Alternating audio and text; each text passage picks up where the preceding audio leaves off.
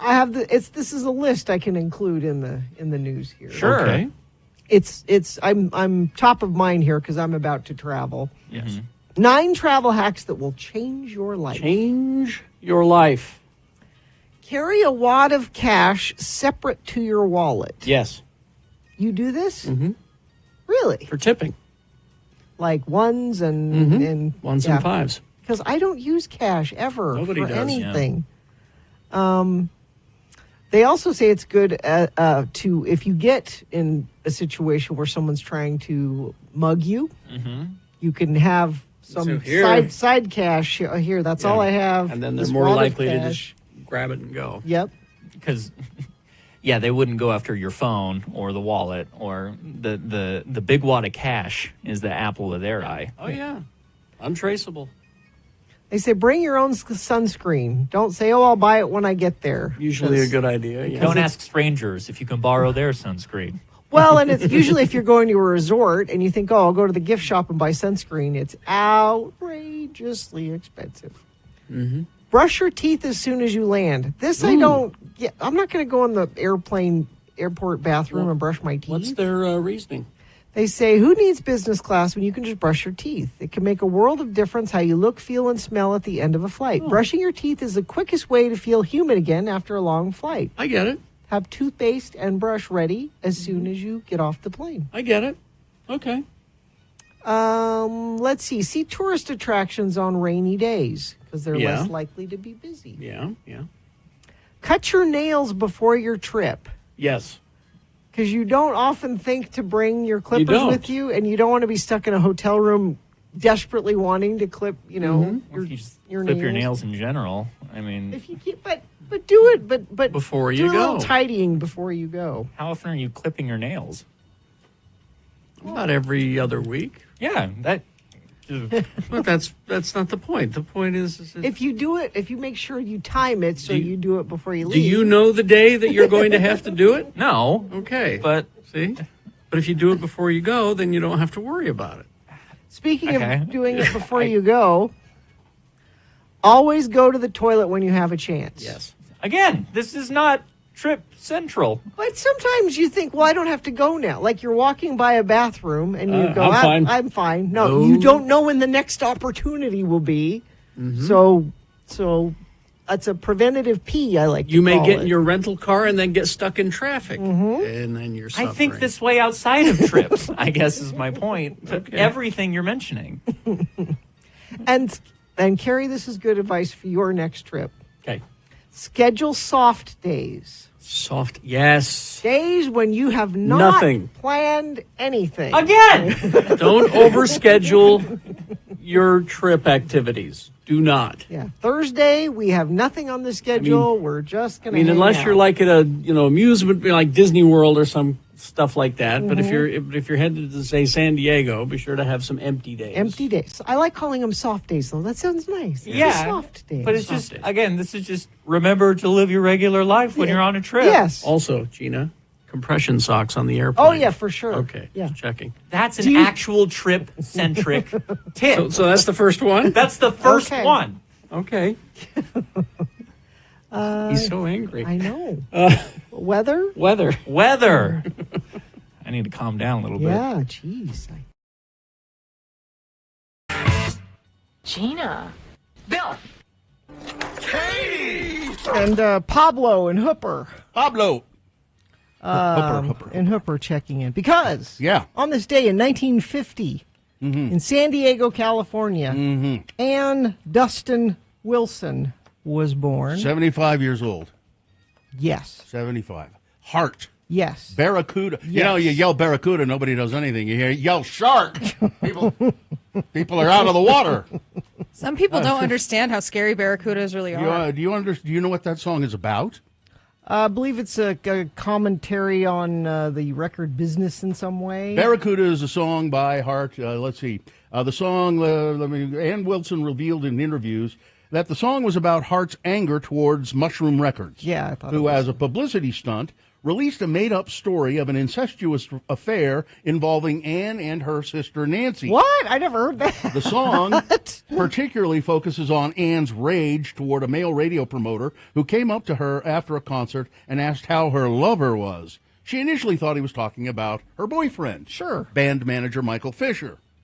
After he revealed that he was talking about her sister Nancy, Ann became outraged. Well, yeah. And went back to her hotel room and wrote the original lyrics of the song. When she relayed the incident to Nancy, Nancy, too, was outraged. Well, of course. Nancy joined Ann, and they contributed. She contributed the melody and the bridge to the song, and that was it. It's about what jerks the record company was. Barracuda named the 34th best hard rock song of all time. It says it's a hard rock song. Yes. Incorporating elements of psychedelic rock. A little bit, yeah. And also, this is great about this song, Barracuda was played at the 2008 Republican National Convention in reference to John McCain's running mate, Sarah Palin, who claims that she was known as Sarah Barracuda as a high school basketball star. Or Sarracuda, if you will. Oh. No, everybody at her high school said, huh? That never happened. We don't remember that. No. And my guess is Hart said cease and desist with that. Yeah. I wouldn't be surprised. She said, Ann or Nancy, one of them said, listen, I'm a staunch supporter of Barack Obama, and stop using the damn song. Knock it off. Stop it, Sarah Cuda. So, hi. They've had their struggles. Hart. Siblings and working together can be... They fight a lot? Well, you would think they wouldn't fight, being lovers and all. But one of their biggest fights, so they're on tour... And Ann and her husband... Ann was hogging all the chicken, right? No. Yeah, would you quit eating all the chicken? Ann was in her RV with her husband and her little dog. Mm-hmm. And Nancy had a couple of kids with her. Mm-hmm. And her kids went over to Ann's trailer, and they left the door open, and the dog got out. Oh, no. This ended the tour. Because the dog got away? Yeah. And never came back? I don't know if it ever came back. I was going to say, I need to know. Yeah, I don't know. I can't remember if it came back on, or Gina. got hurt. What's the dog's name? Come on. But if you think about it, if there's a sibling fight, there was no one that could broker that back together. No. I guess we're done. The Wilson sisters are not coming out. But Gina, I know for a fact that Ann always said when she and Nancy would go to the buffet, Nancy would hog all of the fried chicken. And she got very upset with that. Quit making fat jokes about Ann. I'm not making fat jokes. That's exactly what you're doing. I don't know which one of them is overweight. Are they both overweight? Not really, no. So one of them is what you're saying. Only one of them? They're very talented women. Yeah, they are. Katie, could you for just a second, please, play the opening bit of Crazy on You? Because off the air, when I told Bill what the opening number was, he was like, ugh. I know. I just never have been a big fan of Hart. Nancy Wilson is an amazing guitar player. The lead guitars, I'm watching the video for the Barracuda, and the lead guitar player is pretty good looking. Oh, maybe that's her. What do you mean? This is the single. They didn't put the guitar part I was hoping for in there. That's okay. That's all I got. That's Crazy on You? Doesn't sound like it. Yeah, that's it. How about Magic Man? So it says it says here on Barracuda that Nancy, one of them is the lead singer, but not one of them is listed as a guitar player. Yeah, Ann is the singer. Nancy's the guitar player. Let's see. Here's Magic Man.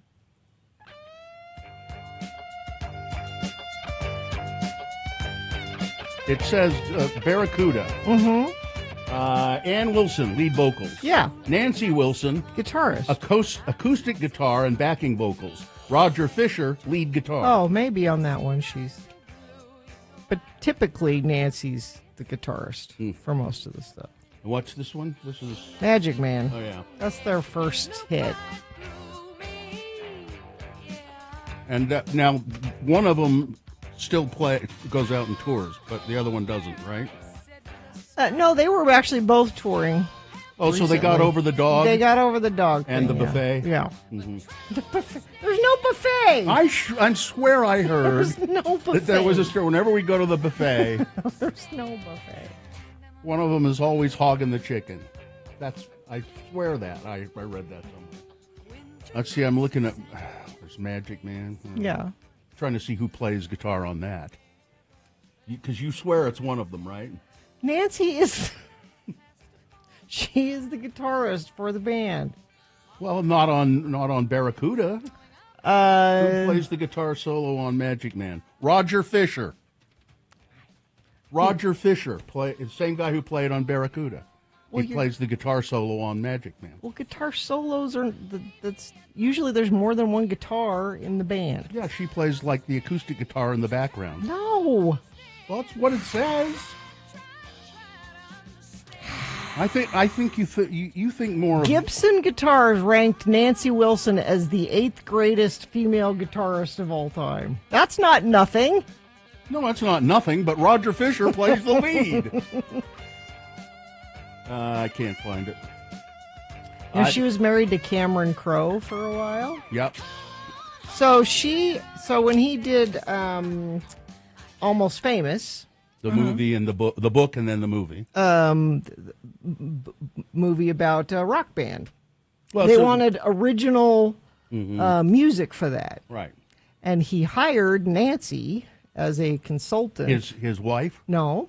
No, his that's where they met. Oh, I see. To be a consultant on Almost Famous. Yeah. The Almost Famous is actually not a story about a rock band. It's a story about a rock journalist. Well, a young rock journalist for Rolling Stone, yeah. Cameron Crowe. Yeah. All right, we're going to take a break here, and then we'll come back. And what do we do then? We're going to take those check-ins. Oh, we're going to check in. Okay, we'll check in. Do you have the bell? I do have the bell. It is right here. I am prepared. Let me hear it. Let me hear this. Oh, okay. 877-602-9696. Front. You would check in with the radio. They always used to yell front, and then a bellboy or a bell girl would run up and carry your bags up to your room. Okay, that makes sense.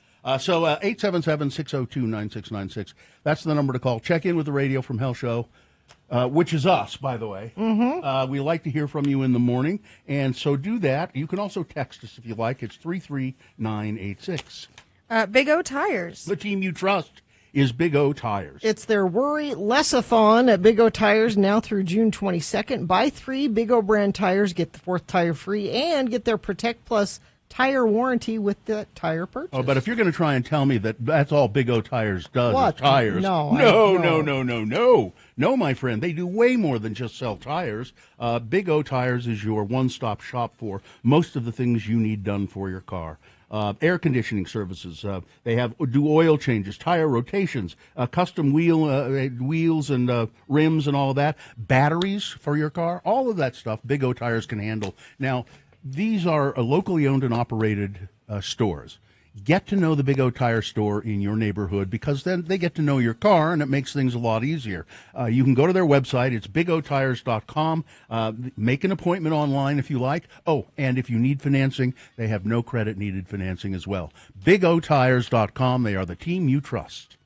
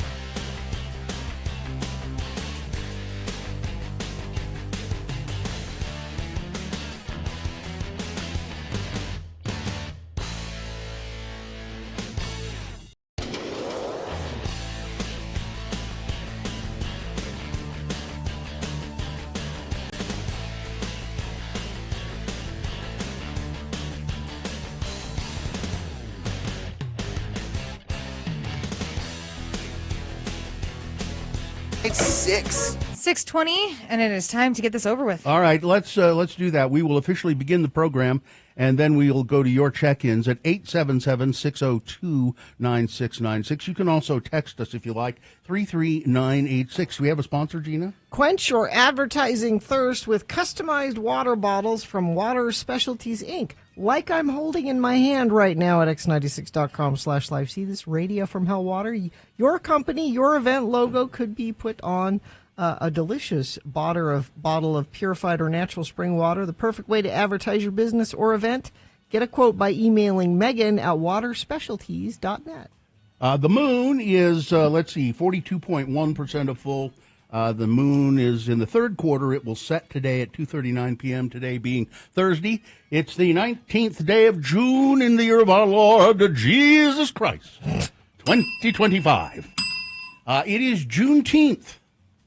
It is slavery being abolished by, so slavery was abolished by Abraham Lincoln January 1st, 1863. But nobody told the slaves in Galveston, Texas about that. If we don't tell them, they can keep working for free. They didn't tell them about that until June 19th, 1865, 2 years later, and the slaves in Texas went, what now? So, what? We've been... yeah. Oh. That was the response. Yep. It's National Garfield the Cat Day, except when this day falls on a Monday. It's anybody's guess because it can't be Garfield the Cat Day on a Monday, can it? National Martini Day. Here's something that I did not know. You know, I like martinis. You would think that I know this. I would know this. The martini was originally called the Martinez. And that's what I'm going to call it from now on. Hey, bartender, could I have a Martinez, please? And it's named after the California gold rush town, Martinez, California, where that drink was invented. And it is also Art Basel Week, this annual international art fair taking place in Basel, Switzerland, Miami Beach, Hong Kong, and Paris. And it's a big week-long art show. And this is an all-new edition of the Radio from Hell show starring the Lords of Morning Radio, Kerry Jackson, who is on sabbatical in South Korea. I think he might be in Japan now. Oh, is he in Japan now? Let's see. He's doing the Lord's work. Is that what he's doing over there? He's doing the Lord's work. Okay. I'm Bill Allred, another Lord of Morning Radio. Gina Barberi, right there, a Lord of Morning Radio. Katie, for short, is our fine producer. She's filling in sort of for Carrie on the board and chiming in where necessary. Let's see who we have in there. We have Maya and Winston is there in there helping out. Tanner's in there. Where is Tanner. Is Tanner in there as well? Tanner's where is he? Is he in the restroom? Right there. And Vax. And Vax the dog. I don't know what. Winston raised his hand and waved when I said hi. And let's go to check-ins now. Gina. Yes. In the text check-ins. Yes. It says here, Gina, you're too nice to Bill. Why are you so nice to Bill? You know, I don't like that because I think Gina was being very mean to me. How was I being mean to you? Because when I said that when the Hart sisters, Ann and Nancy Hart, it's Wilson, isn't it? Ann and Nancy Hart, when they go to the buffet, there was a lot of friction between them because one of them was hogging all the chicken. Yeah. You said, I don't think it's nice of you to make a fat joke. I wasn't making a fat joke. No, like a fat one of those Hart sisters is a chicken lover. That's all I was saying. Chicken lover? That's all I was saying. I think it's Ann Hart who's the chicken lover. Okay. I think that's the one. Do we have any calls? Yeah, we do. 602-9696. We have Brandon. Hey, Brandon. Hey, Brandon. It's Braden, but I'll let it slide. Sorry. Oh, Braden. Yeah, that's right. Hi, what's up? Just wanted to say good morning, and I think I'm going to go to Big O Tires today since you guys mentioned them so much. I took a look at my tires, and I think I need some new ones. So I'm going to stop in today and see what they can do for me. Well, that's great. They're having a sale right now on the Big O brand tire. It's their house brand, and I don't lie.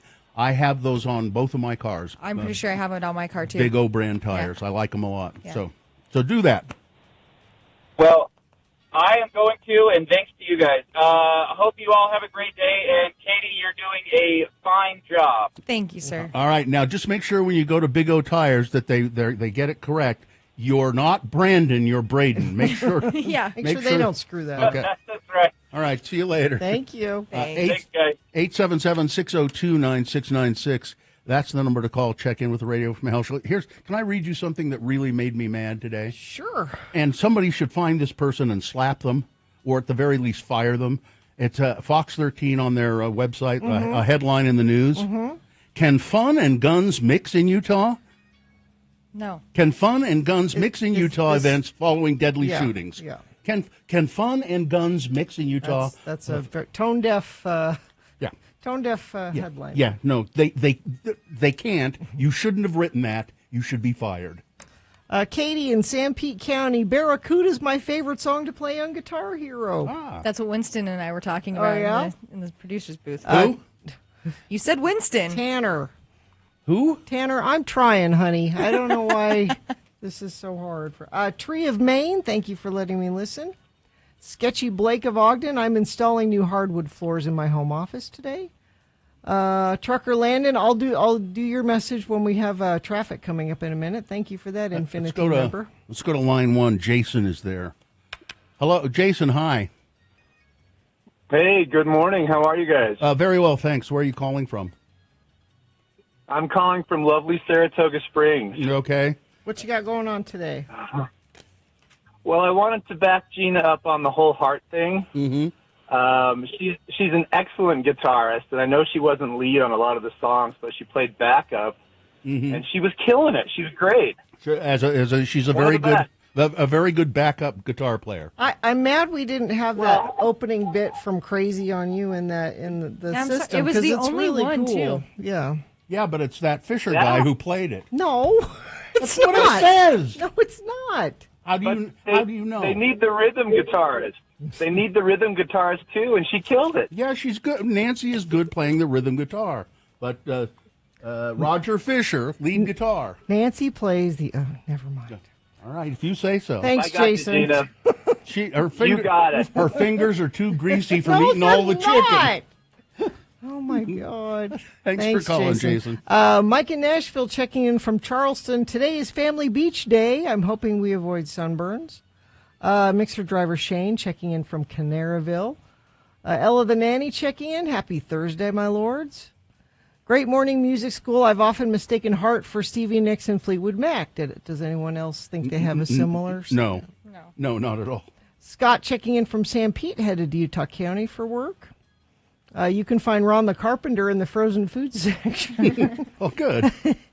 Johnny B checking in, listening while caramelizing some fresh garlic for breakfast. The opening acoustic guitar on Crazy on You by Heart is played by Nancy Wilson. Thank you. She co-wrote the song with her sister Ann and Roger Fisher. The lone acoustic intro was inspired by the Moody Blues question. It's really good. I'm going to find it and tweet it out. Oh, okay. For the 5 people that are still on Twitter. All right. Yeah. Let's see. Do we have to take a break? Yes. Oh, really? Okay. Well, sorry. I mean, I guess we got to take some time and drink some Mill Creek coffee. Yeah. Yeah. What roast do you have today? I don't remember. Oh. White Mountain? Sometimes you get White No, Mountain? no, I don't know. Oh, you like a darker roast. Yeah, no, I'm not a White Mountain. Like the French roast? I like the French that roast or, sometimes the Broadway blend. Yeah. I'll find some recommendations. My husband's the roaster. Well, then tell him to roast me up some French roast and get it over here. He might have a better, darker one. You never know. Well, there is an espresso roast as well. There is an espresso roast. All right. We're taking a break, and then we'll come back and do something else. We'll do news, and then we'll do Frank Chris Presents. Yep. So you can actually start lining up for that if you want to hang out on hold for a while. The prize, speaking of chicken, is a Radio from Hell chicken bucket. Does not contain Nancy Wilson. No. Or chicken. No. 877-602-9696. You can call to play Frank Chris coming up just after some big boy news and a Pinuendo. But first, traffic, Gina. Yeah, a couple of Infinity members checking in early this morning. Thank you for that. Trucker Landon says there appears to be a vehicle fire northbound belt route exit to Parley's Canyon. Fire trucks, police, emergency vehicles on site. Landon even sent me a picture of it. Thank you. This is the top-notch work there, Infinity member. We also heard from Midvale's Rousdower checking in I-215 to the 201, looking just fine. You can send us what you're seeing on the roads at 33986. All right, big boy news after these messages and a song, Stockton 12 Honda. Your number one Honda dealer, Stockton 12 Honda. I've bought a lot of cars at Stockton 12 Honda. I will continue to do so. It's always been a good experience. And they have, now I like Hondas a lot, and so that's a logical place to go. But if maybe you like other kinds of cars, you like Toyotas, they have a great fleet of used and pre-owned cars. So you can find probably the car you want. And right now, trade-in values are at their all-time high. So if you want to get a car, this is a good time to do it at Stockton 12 Honda. Trade in your old car and go away with a new one from Stockton 12. Check out the new CR-V, by the way. They come in a hybrid model now, which is really cool. I think that may be my next car purchase, is a hybrid CR-V. Stockton 12 Honda. They're in the Southtown Auto Mall in Sandy. If you want to see their inventory, you can do it online. Stockton, the number 12honda.com. Stockton 12 Honda.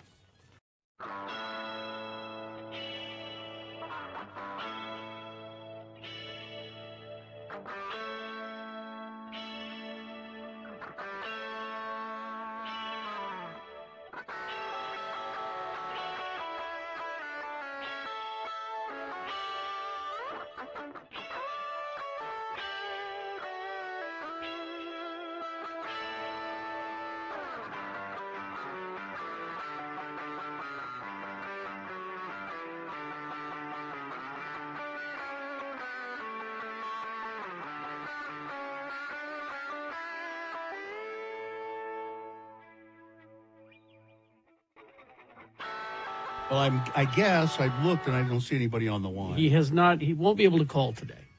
Oh, is that? Did we finally get final word on that? He's got a meeting of some kind, and an important Dutch meeting. Yes. Well, there's a leak in one of the dikes, and so he has to go put his finger. He has to go put his finger in it. But so he's going to try to call tomorrow. Okay. But what this stems from is. My friend Chris Provost and his wife Amanda, they host this YouTube channel called Provost Park Pass, and he travels all over the globe going to different amusement parks. Not just Disney. Not just Disney, but the big ones, the Universal, and also the small ones. Does he go to Legoland? He has done that one as well. Mm-hmm. But I guess that... there's one in Holland... I think it's called Rotterdam or something like that, and it's all these miniature. Chris could tell you. He would be able to. He was talking to me yesterday about one that's mostly forest, and so they have like roller coasters going through the trees. Cool. But anyway, he met at one of these parks because apparently this guy is a Disney park nerd. And Chris called me yesterday, and he said, guess what? I'm meeting your Dutch DJ friend at Shanghai Disney. Oh, cool. Coming up here in a month or so. He's going to come down, and we're all going to hang out together. And I'm like, oh, great. I hope they don't get kidnapped. Shanghai. But I talked about this on Tuesday and how Chris met this guy at a party, and they got talking, and he's a DJ at an alternative station in the Netherlands called Kink, and he was aware of us. He said, "That's interesting. My friend Carrie is Carrie Billingina in Salt Lake. He knows who we are, and subsequently we are now the world famous Radio from Hell show. And I've been feeling as though we're really just a little speck in the world, but now I feel validated. You feel better? Yes, that a Dutch radio presenter knows my name. Now, if you go to his Instagram page, I guess this whole segment is there, including video of us. Yeah, I reposted it on my Instagram. And I've had a little back and forth with, and I would love to talk to him because I feel like we're getting his name wrong. It's either Michael or Michelle or Mikkel. I think it's Mikkel Wienstra. Proposing a cultural exchange where we go there and do the morning show there. Do a week's worth of shows with him. Okay, and then he comes here and does a week's worth of shows with us. I am all for this. He's a nerd. He's a radio nerd. What's his name again? I want to. It is Mikkel, Michiel. Wienstra. Yeah, I've got it wrong because he's laughing. That's why I'm saying I needed to tell us. STRA. Right? Wienstra. It looks kind of like, would you like to touch my monkey? What? Okay. He doesn't like that. Well, he got a Young Talent Award from the Marconi Awards. We've never gotten a Marconi Award. No, why is that? Because we've never... You have to submit. You have to apply.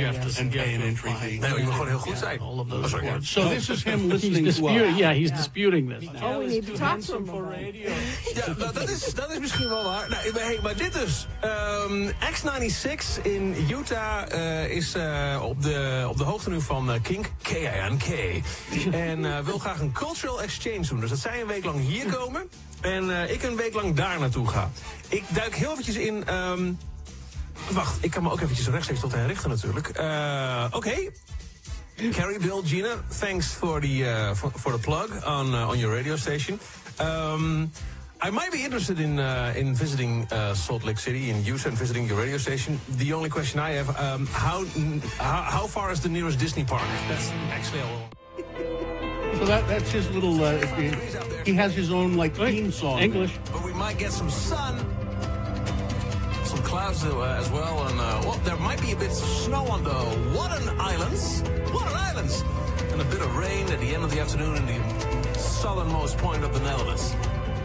Thanks for tuning in to KINK Alternative Rock Radio. We've got Alan from Augusta Glory coming up in a few minutes. But first, here's some Muse and Resistance. Come prima dit. Well, his Dutch is... or his English is not quite as good as my Dutch. Yeah. But it's fascinating to hear that. But Chris was talking to him apparently yesterday and said what he wants to do really is to fly to Anaheim to Disneyland. And we should meet all of us all down there. Oh, okay. And do a show. I like this idea. Well, it's a great idea, isn't it? Yeah. Well, now you There's know all the reasons we can't do that. So your friend Chris does all kinds of amusement parks and all of that sort of thing. Yeah. And so he's interested in Anaheim, but we're forgetting Lagoon, and it's just right up the road. That's true. We could just go to Lagoon. Come here and go to Lagoon. I think he'd find Lagoon fun. Sure. It's what fun is, Bill. I know. Yeah. Why do you think I said that? We're going to try and get him a lot, and chat with him. Chat with him on the radio tomorrow. Yeah. But it is fascinating that some guy over in the Netherlands sort of knows who we are. And because alternative music stations are few and far between these days. Mm-hmm. So we have to, we are the world. We have to band together. All right. Well, hopefully we'll talk to him tomorrow. I hope so. All right. And by the way, I said Rotterdam. That is a thing. It's in Holland, and it's a whole it's a amusement park which is based around the idea of everything is in miniature. Ah, yes. So they have miniature cities and miniature airports, and you can pretend you're Godzilla. Sure.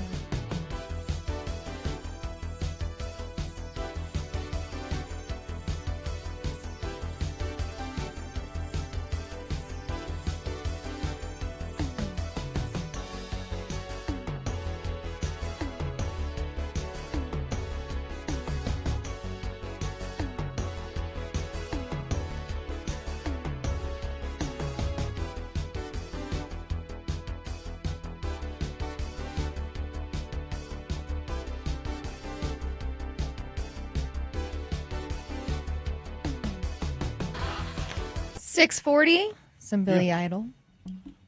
We got a text from Bad Brad Wheeler about Hart. What did he say?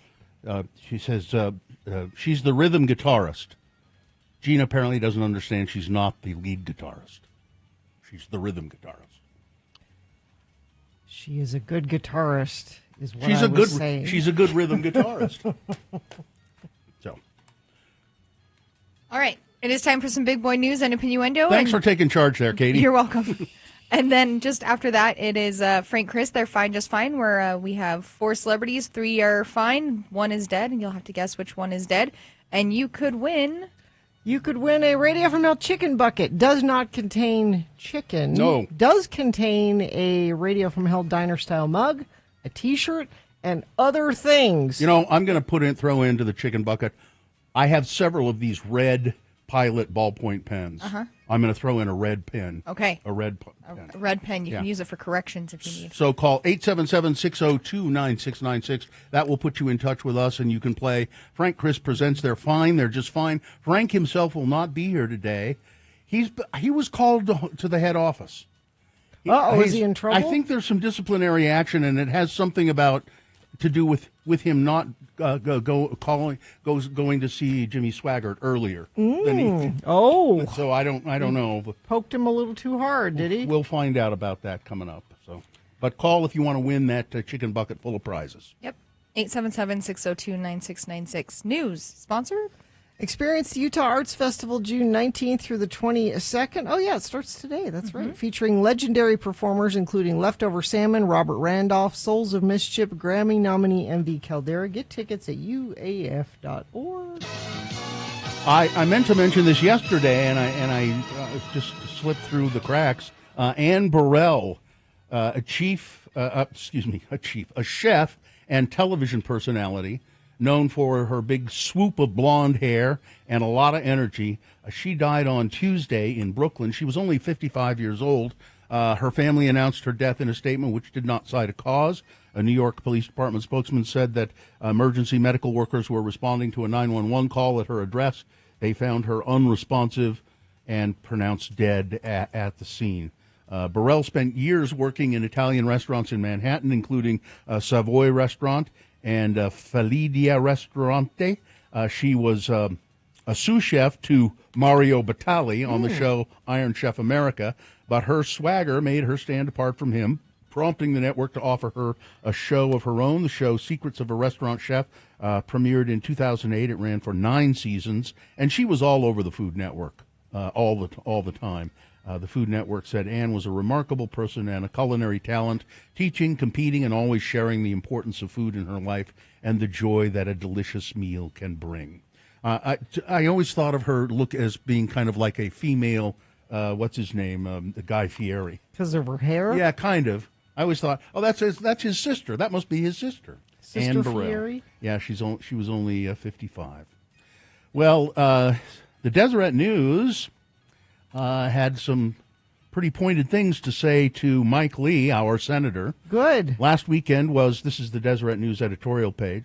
Last weekend was a tragic and frustrating one along the Wasatch Front and in Minnesota. We mourn for the loss of life in 2 separate shootings in Utah and in the apparent assassinations in Minnesota. Well, they weren't apparent, they were assassinations.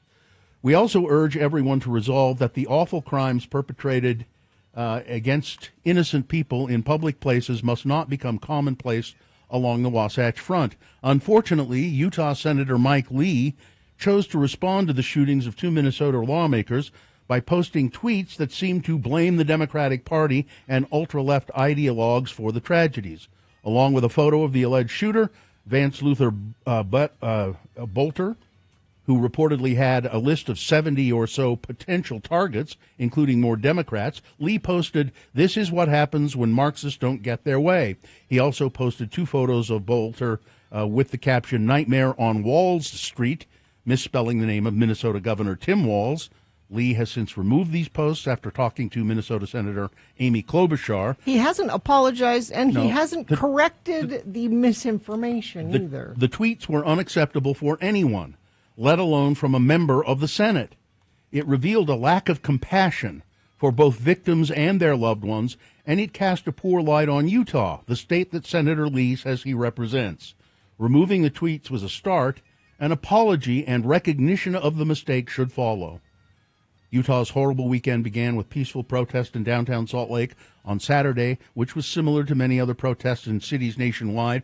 This was marred when shots were fired. Arthur Folasa Afa Alu, a man police said was not the intended target, was killed. A man whom police and some witnesses allege was acting as if he intended to shoot people also sustained a gunshot wound. He was taken to the hospital, later booked into jail for investigation of murder. But more guns in these situations just makes for more opportunities for more people to get hurt. And I say that as a gun owner.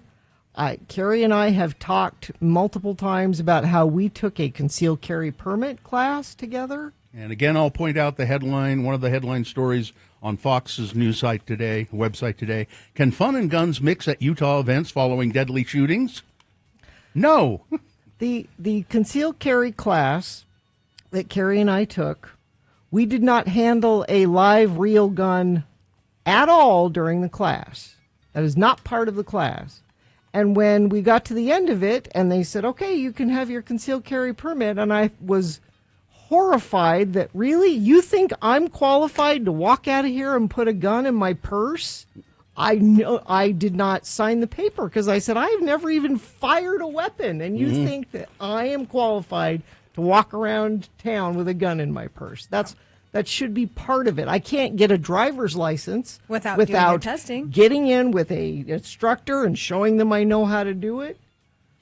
Also, Senator Mike Lee, over 18 million acres of Utah's public lands are eligible to be put up for sale under legislation proposed by Senator Mike Lee. Lee is the chairman of the U.S. Senate Committee on Energy and Natural Resources. He released an updated draft of the bill over the weekend that calls for the mandatory sale of Bureau of Land Management and U.S. Forest Service land. If passed, the legislation would require 3 million acres of public land to be sold. What sort of land is he proposing we sell? The Utah land that would be potentially sold under the bill covers popular hiking trails, ski resorts, and backcountry ski areas in the Wasatch Front, including land in Big Cottonwood Canyon, land in Little Cottonwood Canyon, Mill Creek Canyon, and Parley's Canyon, according to a map released by the Wilderness Society. So those of you who like to ski and recreate and hike, Senator Lee wants to sell that land and have it be turned over to developers. University of Utah student Caroline Diaz-Goncalves will be released on bond after spending weeks in a detention center following her arrest by immigration agents in Colorado earlier this month. Good, leave her alone. During a hearing Wednesday to determine whether Diaz-Goncalves was a danger to the community or a flight risk, a judge issued the bond, which her family will pay to gain her release from the detention center. The 19-year-old will now appear in front of another judge at a later date, likely in Salt Lake City, according to her attorney, Jonathan Hyman. Hopefully the department... Really? In just a few minutes? We're running a little late. I pushed check-ins a little. Well, let me do another story. Here, Gina, you do this story. The jury says she may be a drunk, but she didn't murder her boyfriend. Actually, I think we should maybe devote some time to this. Some more than All right. How about this story then? Okay. Donald Trump's mobile phone service, the newly launched line of smartphones produced by the Trump Organization for Real Americans, has become a target for internet mockery yet again after social media users realized that its coverage map featured the Gulf of Mexico, not the Trump-preferred Gulf of America. Well, I should fire somebody. Eagle-eyed users were quick to point out that a coverage map for the American-made smartphones labeled the body of water off the coast of Louisiana as the Gulf of Mexico. The new Trump mobile coverage map was released today. It features the Gulf of Mexico, one person wrote. Trump family literally deleted an entire page off their gifting website because it showed the Gulf of Mexico instead of the Gulf of America. Trump probably doesn't remember by now that he renamed it. It was weeks ago. Yeah. How can we be expected to know? And Donald Trump is keeping the world guessing about U.S. military action on Iran. Maybe we'll get into the war. Maybe we won't. Maybe I know where the head of the country is. Then we can take him out. Maybe I'll take him out. Maybe I won't. I mean, nobody knows what I'm going to do. He doesn't know. There are people speculating like, oh no, he has no idea. No. There's no plan. But here's Here's something telling, though. There's something called the Doomsday Plane. You know what that is? Mm-hmm. Donald Trump's emergency command aircraft. Every president has this. It's an emergency command aircraft. If there is a nuclear war, essentially the president can be in the air and run the country from the air. We'll all die down here. Yeah, no big deal. You can fly still run the country where everybody's dead. And that plane just made a mysterious flight from Louisiana to Maryland, close to Washington, D.C. But everything's fine. Yeah, everything's fine. It's all fine. All right. That's it. Sports, weather, traffic. Well, the Buss family's decision to sell a controlling stake in the Los Angeles Lakers has an eye-popping franchise valuation of $10 billion. Mm-hmm. Marks the end of nearly half a century where one of the most valuable properties in the sports world was run by an eccentric father and sometimes squabbling children. With high-living playboy Jerry Buss and current team governor Jeannie Buss in charge, the glamorous Lakers essentially have been the professional sports equivalent of a quirky family business for 2 generations. Now, Jeannie Buss is his daughter, yes, right? Yeah. Okay. And she's mostly in charge of it. Mm-hmm. And it says even though they'll sell it, she would still be run it or something. Yeah, which is confusing because if you're paying $10 billion for something, you think you would be in charge of it. So. Speaking of the NBA, you've got the Thunder and the Pacers today at 6:30. Oklahoma City probably going to wrap things up. They're expected to win the whole thing. Salt Lake Bees, let's see, they won last night against the dreaded Sacramento River Cats 6-1. They play tonight at 7 o'clock, and they're doing a special honoring the legacy of Utah's black baseball pioneers at the game tonight because it's Juneteenth today. So isn't that nice? Let's see, weather. Not nice. We have a heat advisory and a red flag warning. Those two things because probably will break a record today for heat at 102. And it's going to be a little windy, which means that there's fire danger. Yeah. So just be aware of that. That red flag warning goes through Friday night. The heat advisory looks like it's just for the next 24 hours. 96 on Friday. Quite a bit cooler for the weekend. We dip back down into the 70s, which will feel super nice Saturday and Sunday, and then 82 on Monday. Traffic, let me refresh this, give you the most up-to-date information. You can even give me up-to-date information by texting it to us, by the way, at 33986. Crash northbound I-215 East, 29th South in Salt Lake. The mouth of Parley's Canyon, there was a vehicle fire. We heard from a couple friends of the program about that. Whatever else you're seeing, please text us. Let us know what's out there. 33986. Jerry Seiner Cadillac celebrates their new location with an incredible buying experience for your dream car. Come in today and experience the Seiner difference. All right, it's time for Frank Chris Presents. They're fine. They're just fine. It's our Dead Celebrity game in which a contestant, and do we have a contestant? We do. We have Sean. Sean. Hi, Sean. How are you? I'm fine. I'm just fine. That's good to hear. That's great, Sean. Sean, this macabre game that we play here it requires you to identify which one of these 4 celebrities is dead. Now, Frank, who loves these celebrities, he was very disappointed and sad to have to take this celebrity, but he wants to reassure us that the other 3 celebrities on this list are fine. They're just fine. And if you are able to identify the dead celebrity, you will win a Radio from Hell chicken bucket, which does not contain actual chicken, but we'll put some prizes in it, including a Radio from Hell coffee mug. And one of your red pens. And one of my red pens. Yeah. So identify the dead celebrity, if you will. Sean, are you ready to go? Yes, sounds great. All right. This is because it is Art Basel Week, which is a huge international art fair. Frank gave me a list of actors in movies set in the art world. So here we go. Number 1, Alison Pill won a Tony Award for her work in The Lieutenant of Inishmore. Some of her film work included Confessions of a Teenage Drama Queen, Plain Truth, Dan in Real Life, Milk, and Hail Caesar. She was in Midnight in Paris, about a man caught up in the Parisian art world. Number 1, Alison Pill. Number 2, Rupert Friend. He was in Pride and Prejudice, The Boy in the Striped Pajamas, The Young Victoria, and Starred Up.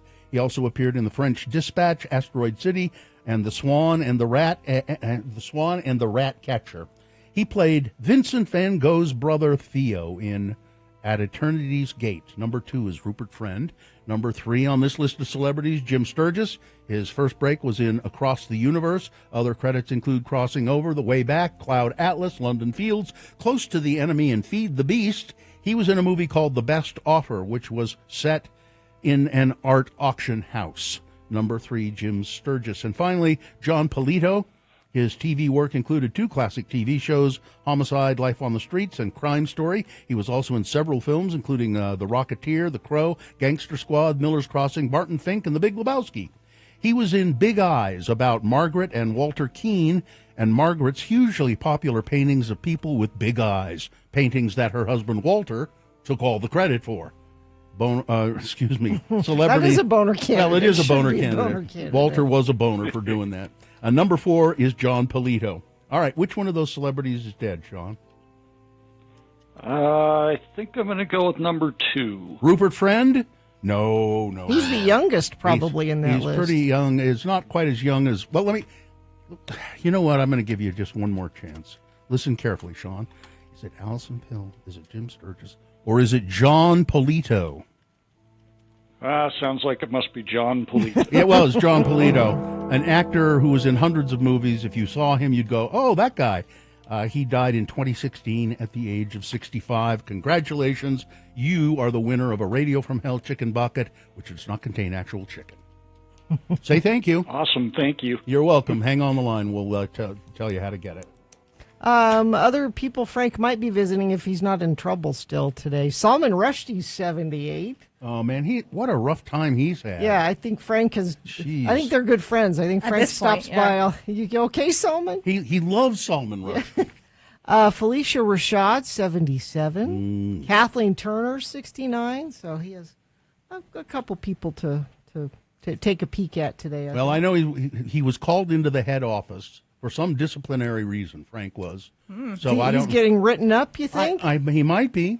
I'm not sure. He was very, very unclear in the message he sent me in the pneumatic tube that he had installed in my house. They can bother you at all hours. Yes. No. All right. All right. Traffic? Yeah, we've got that crash northbound I-215 east at 29th South.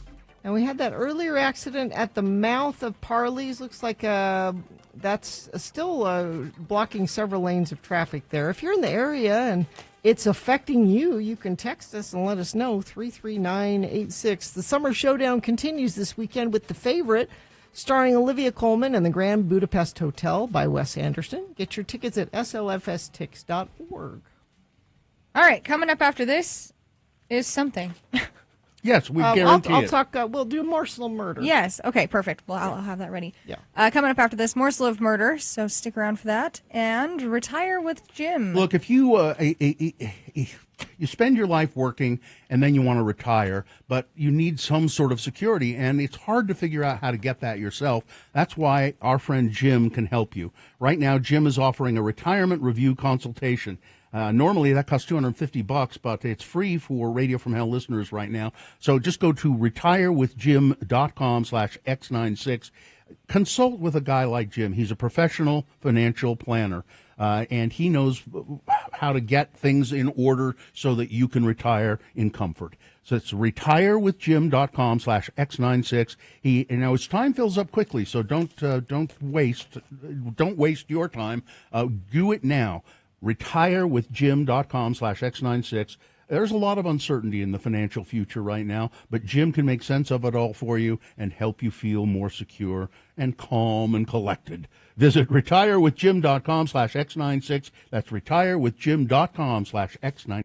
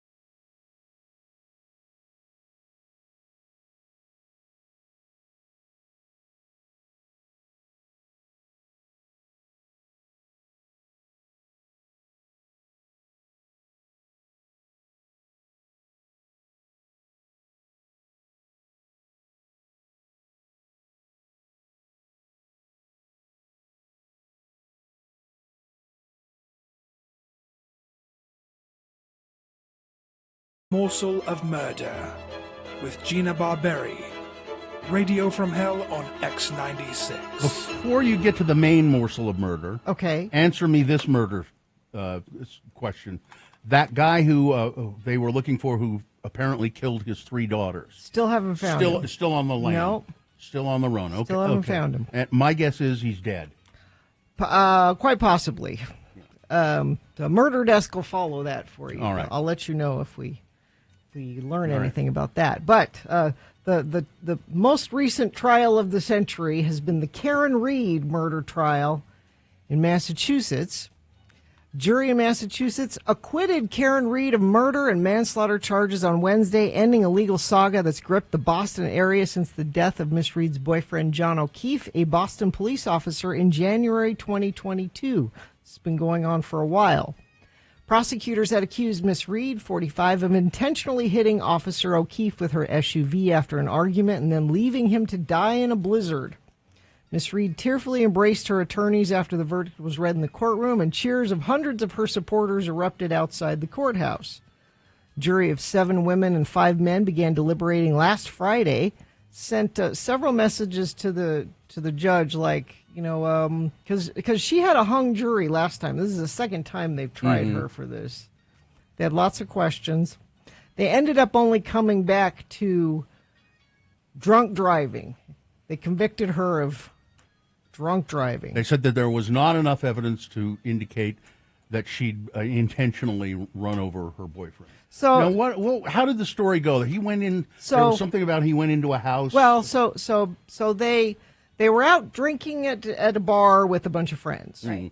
And at some point it was like, we're going to move the party back to, and these are all police officers and their wives and girlfriends, and we're going to move the party to somebody's house. Yeah. So they've already all been drinking before they go. As they're approaching the house, they're arguing in the car. Just the 2 of them. The two of them. And there are different stories, obviously, for the defense and the prosecution about what happened next. She says she pulled up to the house, and it was a house she hadn't been to before, and she wasn't sure if they should go in or if they should just go home. And she said, I told him to just go up and check and make sure it's okay if we come into the party. And she says he got out of the car, and she waited and waited and waited, and he never came back, and so she left. Okay. That's her story. So his body was discovered outside the house. Yes. In the snow. Yes. And he'd been run over. Well, that's a matter of debate. There were coroners that said he'd been run over, and there were coroners that said he could have been attacked by a dog. What? Which you would think very those 2 different things would be easy to prove. Right. The prosecution said that. The defense was claiming that he went into the house and a dog attacked him and killed him, and there was a fight, and they dragged... See, this is way more implausible to me. And dragged his body outside to let him die in the snow. So the police did this. His fellow officers. Right, and in the house because of the dog. Well, isn't it more plausible that she, whether on purpose or on accident, was mad at him and peeled away in the car? She was drunk. Let me ask you this. Yes. So that presumably they called to the stand people who were in the house at the party. Yes. And they all said what? They all said he never came in the house. We never saw him. He never came in. But there were a bunch of things. So here's my theory. My theory is how he died was they were arguing. He got out of the car and she got mad and drove away. And somehow when she was driving away, she accidentally hit him and he died in the snow. That's what I think happened. I think when the people inside the house who are police officers figured this out, they have other shady stuff going on that they didn't want people to find out about. They're like, oh my God, this guy died in our yard. They're going to start looking into XYZ. Like one of the cops at the house threw away his phone. Oh, that's... Like, that doesn't mean they killed him. I think that means... They're hiding something. They also sort of ginned up a little extra evidence against her. Like they were like, we really have to make sure she gets blamed for this so they don't look at us. And plus you have fellow police officers investigating fellow police officers. Right. So it's not as thorough an investigation. So your theory though is that they wanted to cast blame on her. They wanted to make sure she was blamed for it. And they were not successful at that. No. Because she was acquitted, yeah. She was acquitted. So the jury said, nah, we're not buying it. Now, we are not buying it. The prosecution had evidence that her defense attorneys were like superstar defense attorneys. Mm-hmm. Like very well-known, expensive. And really good dressers. I mean, they were.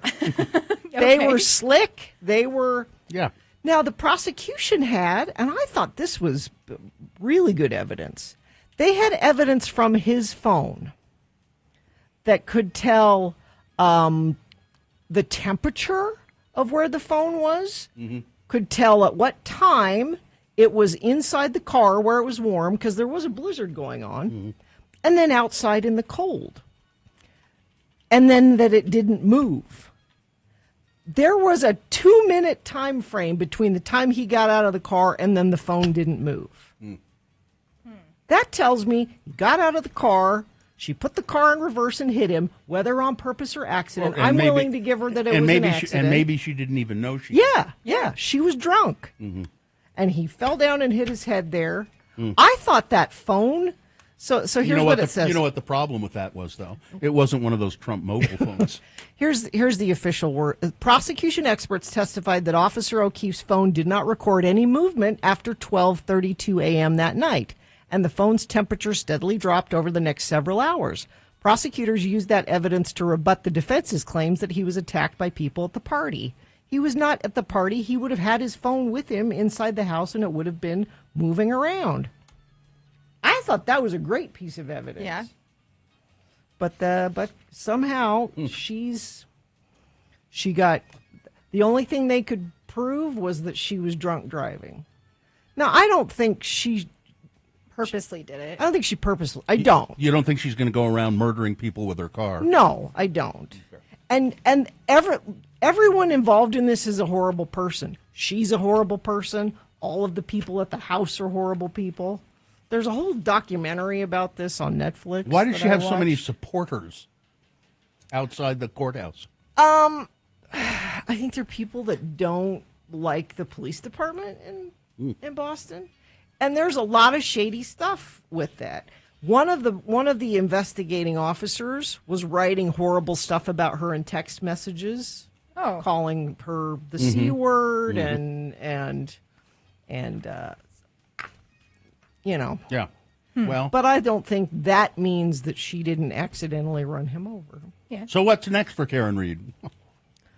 Oh, she'll probably have fade into obscurity. I don't know. She likes the attention too. I don't know. Oh, the other thing, I forgot about this. There was a glass. So when there's video of this at the bar. He has a glass, a mixed drink in his hand that he takes in the car with him. Like you do. Yeah. Because cops definitely are above that. The glass was found broken on the ground in front of the house. Now, if he got out of the car to go walk up to the house to go into the party, wouldn't he have taken the glass inside? Who knows? Maybe. Yeah. Maybe not. I don't know. Yeah. Right. But she's free and clear. She's free and clear, and they can't try anyone else. Thank God our long national nightmare is over. It's been a huge deal in Boston. Well, is that it? Yes. Okay. Thank you for that. Okay, we have boners on the way. Do we need traffic and stuff? We can do traffic and weather first. Sure, we can do that. Let's see. Even Tooele doesn't look bad this morning. I don't know if everybody's figured out how to drive through the construction zone, or maybe they've... Well, everybody's taking the big Juneteenth holiday off, right? I mean, some people do have today off. I think it's a federal holiday. Yeah. So maybe that's it, because I have no accidents or slowdowns, actually, right now to tell you about. And you haven't sent anything in. But if you want to argue with me about Karen Reed, you can do that via text at 33986. Cabin Fever, locally owned and operated since 1982, located in the heart of Trolley Square. It's Cabin Fever, so much more than a gift store. All right, we got boners coming up here, the candidates you will be voting for. Boner candidate number 1. He is a smirking, arrogant twerp. Boner candidate number 2. You know, Dr. Oz is worth about $200 million. And he says Americans need to earn the right to be on Medicaid. And boner candidate number 3, Meemaw makes us stay in the dog cage. All right, boner of the day coming up after these messages and a song. Utah Arts Festival. Starts today, the Utah Arts Festival, Library Square and Washington Square. And today, there's throwback prices on the tickets. Yeah, it's cheap, only $12. $12. So you can go today, go all weekend. Like Bill was saying yesterday, there are people that go every day because there's different stuff every day. There's different music, different performances, even different art exhibits. Live music, you can catch leftover salmon and relive those classic summer vibes. Then keep the party going all weekend. I've got Robert Randolph, Souls of Mischief, and tons of other incredible artists performing on several stages at the Utah Arts Festival. Enjoy great food, amazing art, and non-stop entertainment, food and drink. How do you get your tickets? Well, you can plan your visit and get tickets at UAF, like Utah Arts Festival, UAF.org. It's family-friendly fun, and it goes on through the 22nd at Library Square, and just going to be a terrific, terrific day for the Utah Arts Festival.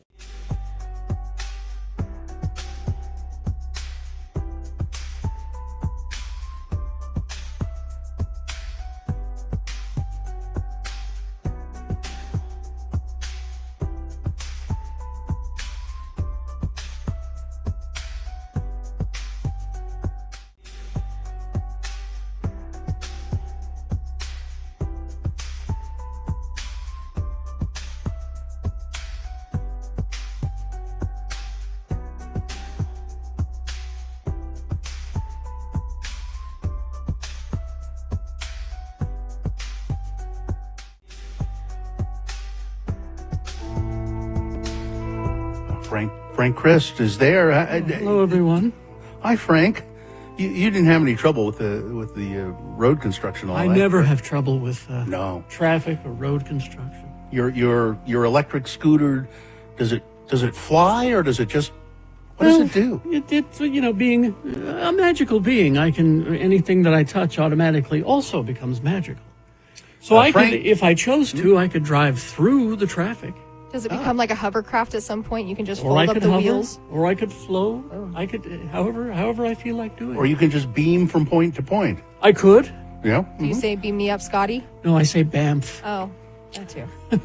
Frank is he's the Grim Reaper is what he is. He reaps the souls of precious celebrities, and he hates doing that because he loves them. I love our precious celebrities. Frank, do you ever, not to sport a cliche, but you are a Grim Reaper, and you look kind of like a traditional Grim Reaper with the skeletal figure and the scythe and the robe and all of that. You ever play chess with the celebrities before you take them? You have no idea how often I've been asked. And you just don't play. Checkers, maybe? I'm a checkers man. A checkers man, I see. Frank is here to play the game we call Frank Chris Presents. They're fine. They're just fine. He's given me a list of 4 actors, and on this list, 3 of them are... they're just fine. But one of them, Frank has... it's very sad for Frank. It's taken to the distribution center. Yes. And if we have a contestant, I think we do. We do. Christina is here. Christina, how are you? I'm good. How are you? You're fine? I'm fine. I'm just fine. Thank you, Good, Christina. I'm fine too. I'm just fine. Now, Christina, if you identify the dead celebrity on this list, you will win what, Katie? You can win a 4-pack of aquarium tickets to see the tribute band Hollywood U2 live under the Echo structure. It's that big claw. It's happening August 10th, and it also gives you access to go into the aquarium beforehand. All right. Perfect. All right, Christina. Yeah, sounds great. Good. Listen, this is kind of an interesting list Frank has given me because it's Motorsports Awareness Month and International Clown Week and Homemade Pie Day and National Girlfriend Day. Frank has given me a list of actors in racing, clown, pie, girlfriend movies. Okay? It's a short list. I got this. My All right. boyfriend is an expert in all of these things. All right. So you identify the dead one, and you win. Number 1, McKinley Belcher III in a racing movie. He starred in the PBS television series Mercy Street. He was Anthony Carter in the Fox drama The Passage and Agent Trevor Evans in Ozark. He was in a comedy drama called Racing in the Rain about race cars. McKinley Belcher III is number 1. In a clown movie, we have LaWanda Page. She was called the Black Queen of Comedy. She released 5 solo albums, comedy albums, including the gold-selling Watch It, Sucker, and she played Aunt Esther on Sanford and Son. She was in Bobcat Goldthwait's clown movie, Shakes the Clown. Number 2, LaWanda Page. Number 3, in a Pie movie, Sir Tom Courtenay. Courtenay received 3 BAFTA awards, a Golden Globe Award, as well as nominations for 2 Academy Awards, 2 Tony Awards, and an Emmy Award. He was in The Loneliness of the Long-Distance Runner and Dr. Zhivago. He was in the Guernsey Literary and Potato Peel Pie Society movie. It's unclear to me if there was ever a pie made in that movie. I'm so impressed you said that so clearly. Number 4, in a girlfriend movie, Joey King. She starred as Ramona Quimby in the comedy film Ramona and Beezus, also appeared in the films Battle Los Angeles, Crazy Stupid Love, The Dark Knight Rises, The Conjuring, White House Down, and Independence Day Regurgence. Oh, wait, no, it's Resurgence. Same thing. She was in all 3 Kissing Booth movies about girlfriend and so forth. So there you go, 4 actors in different kinds of movies. Which one of those actors is dead, Christina? I am going to go with LaWanda Page. Did your boyfriend tell you that? Because he's the expert. He told me it through our little telepathic stuff. I got you. Yes, you're right. It was LaWanda Page. Died in 2002 at the age of 81. Well, from one magical being to another, congratulations. Nicely done, Christina. We have been wanting to go to the aquarium, and our plans for the 10th were the Derby, but they're sold out. So this is just amazing. Perfect. Oh, there you go. Hang on the line, and somebody, I guess, Dawson will tell you how to get your tickets. Well, I got to go check on Joe Elliott. Joe Elliott. You better be careful. I understand he's quite a checkers player. I had no idea. Yeah, that's what I hear. Def Leppard, the lead singer, Joe Elliott. How old is he? He's 65. Ah. All right, well, I'll be careful then. Goodbye, everybody. Goodbye. Goodbye, Frank.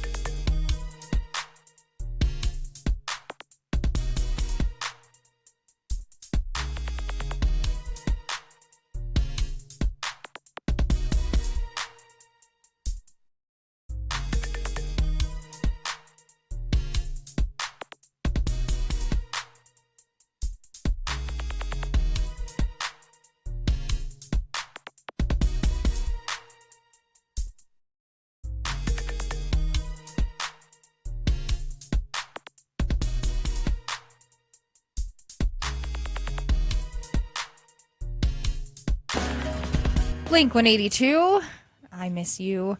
7:22, it is now time for Boner of the Day. 3 bad, stupid, or funny human behaviors. You get to decide which one is the worst, which one should be Boner of the Day. Bill will read 2 of us now, and then we'll do some news, and he'll do the 3rd one after, and then after that, it'll be your turn to vote. So, all right. Boner. You ready to go? Yep. Here it is, Boner candidate number 1. I don't know if you heard this or not, but it's just astonishing. He's a smirking, arrogant twerp. Who? That could be a lot of people. Defense Secretary Pete Hegseth sparred with some Democratic senators as he was grilled at a congressional hearing Wednesday about the Trump administration's latest military actions. the former Fox News host who faced a contentious confirmation hearing, got into a heated exchange before the Senate Armed Services Committee with Senator Elissa Slotkin, Democrat from Michigan, who questioned him over the military's authority to arrest and detain protesters. It is sort of amusing the extent to which the speculation is out there, Hegseth said. So what is the order? Then list it out for us, will you please? List it out for us. Be a man. Did you authorize troops to detain or arrest civilians? This is a yes or no question. Slotkin, a former CIA analyst who served in Iraq, asked. The senator questioned Hegseth about the possibility of an order given for the military to use lethal force against protesters. I'm just asking the question. Don't laugh, because he's smirking, yeah. Slotkin said after Hegseth brushed off the question. What is that based on? Hegseth responded. What evidence do you have that order has ever been given? Slotkin responded that his predecessor, Mark Esper, didn't accept such an order during the first administration. Quote, he had more guts and balls than you had because he said, I'm not going to send in uniformed military to do something that I know in my gut isn't right. And you're poo-pooing this, the senator said. Hegseth testified that there was zero indication that an order was given to shoot protesters, and that has not happened. But when she asked whether troops could use force against unarmed civilians, Hegseth wouldn't say. I'd be careful what you read in books and believing it, except for the Bible, he said to her. Hegseth responded similarly when questioned by Senator Jackie Rosen, Democrat of Arizona. Rosen asked about the firings of several top national security officials, including the director of the National Security Agency, General Timothy Howe, that were allegedly done at the request of a far-right social media influencer named Laura Loomer. She's been denounced even by Republicans, and the idea that any leaders within our agency responsible for our nation's security, somebody would be dismissed based on the advice of social media influencers, Rosen said, that's ridiculous. Hegseth responded, I don't discuss who I talk about anything with, but ultimately this is my decision, and he serves at the pleasure of the president, and that's why he's no longer there. Well, do you believe it's appropriate for social media to influence personnel decisions in your department, yes or no? Time then expired. The chairman left a moment for Hegseth to answer, and Hegseth said, I believe your time is up, Senator. Don't tell me when my time is up, she said. What an ass. He's he's a smirking, arrogant twerp. Boner candidate number one. Here's boner candidate number two. Dr. Oz is worth about $200 million. And he says Americans need to earn the right to be on Medicaid. Yes, that's what he says. Dr. Mehmet Oz, administrator of the Centers for Medicare and Medicaid Services, is promoting Donald Trump's sweeping, highly controversial budget legislation by claiming it will guarantee access to the social safety net for the right people. He argues that under the Republican plan, individuals will need to, quote, earn the right to use Medicaid, suggesting that many current recipients are capable of working but choose not to. Almost half, 47.9%, of Medicaid users are 65 years or under the age of 65, and they are children ages 0 to 18, according to KFF, the well-known nonpartisan health policy organization. 6 in 10 families accessing Medicaid have at least one family member who works full-time.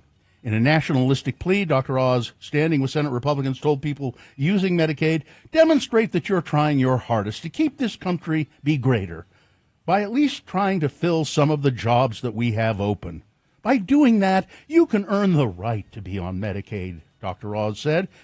Oz also praised the Republican legislation that would gut at least $800 million from Medicaid, saying that it is, quote, the most ambitious health care reform ever, and it will curb the growth of Medicaid. Dr. Oz said, I think it's our patriotic duty to be healthy. Do it for your country. Go Not out for there. You. Do the entry-level jobs. Get into the workforce. Most people on Medicaid, it's not a choice. Their health is not a choice. Again, but the statistics show that families on Medicaid, at least one member of the family is working. Sometimes it's the child. Their kids. It's a minor child that's on Medicaid for their reasons, and one of the parents works, and one. Boner candidate number 2, Dr. Oz. He's worth about $200 million of his own personal money, but he says Americans need to earn the right to be on Medicaid. Coming up in a moment, boner candidate number 3. Meemaw makes us stay in the dog cage.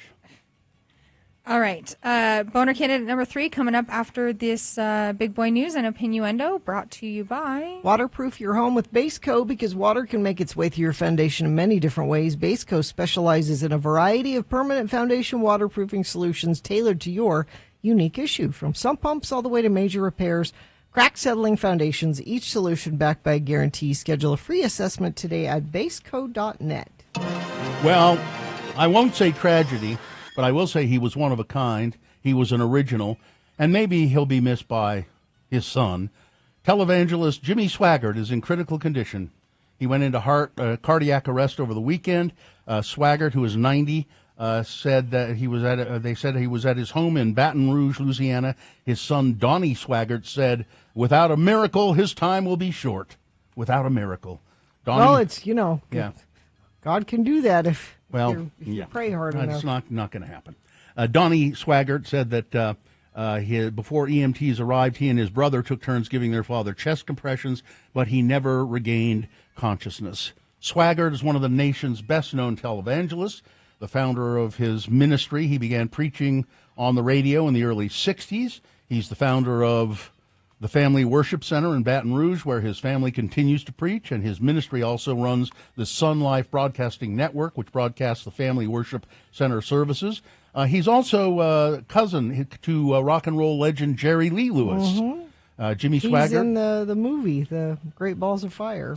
Jimmy Swaggart made national headlines in 1988 when he was photographed outside of a New Orleans area hotel with a sex worker. He tearfully admitted, "Oh, my Lord, I have sinned against you," to sinning before his congregation during a live television broadcast. He did not specify that he had solicited a prostitute, but he was defrocked by the Assemblies of God. He continued to preach. 3 years later, he was again found with a prostitute, this time in California. But he did continue to preach even after that. Jimmy Swaggart recorded gospel music, and he also spoke at Jerry Lee Lewis's funeral. There you go. Supreme Court has upheld a Tennessee law barring gender-affirming care. We mentioned this at the end of the show yesterday. The court ruled 6-3 with the bench's conservatives ruling in the majority. The ACLU is among groups suing the state of Tennessee on behalf of Samantha and Brian Williams and their 15-year-old transgender daughter. They claim Tennessee's law bans doctors from providing medically necessary care to trans youth. 2 anonymous families were also plaintiffs in the lawsuit. Tennessee was among 24 states, Utah among them, that have some sort of restrictions on gender-affirming care for minors. As of the time of the oral arguments, the majority opinion was authored by John Roberts, the Chief Justice, and that means that gender-affirming care, you can be denied it until you're of age. Yep. Let's see. New video of the No Kings protest in Salt Lake City shows a suspect with his rifle aimed down and not running until a volunteer begins shooting. That's different than what police have described. Citing witnesses, a jail booking document said the suspected gunman, Arturo Gamboa, ran toward the crowd with his rifle in a firing position. But the video that surfaced did not confirm that. And one person, a bystander, Afa Alu, died from gunshot wounds. He was wounded by a volunteer described as a peacekeeper. So now there are conflicting stories and conflicting videos, and it'll be interesting to see what comes of all of that. Donald Trump, late Wednesday, slammed Federal Reserve Chair Jerome Powell over the U.S. Central Bank's decision to keep interest rates unchanged, calling him, quote, a real dummy. He's just a dummy. He's a stupid person. He said, I don't know if you have this, but he said, can I appoint myself? Can I appoint myself to be the head of the Fed? He can't do that. No, and he can't fire Jerome Powell either. He doesn't have the authority to do that. Barack Obama made some political comments the other day, much to the amazement of everybody, because he sort of stayed out of things. He delved into domestic politics Tuesday night in a way he rarely does. Speaking to the Connecticut Forum in Hartford, the former president called for institutions, law firms, universities, members of both parties, and even Justice Department figures to make uncomfortable sacrifices to defend a democracy that he argues is increasingly under fire in Donald Trump's second term. He suggested, without ever using Trump's name, that the United States is dangerously close to an autocratic government.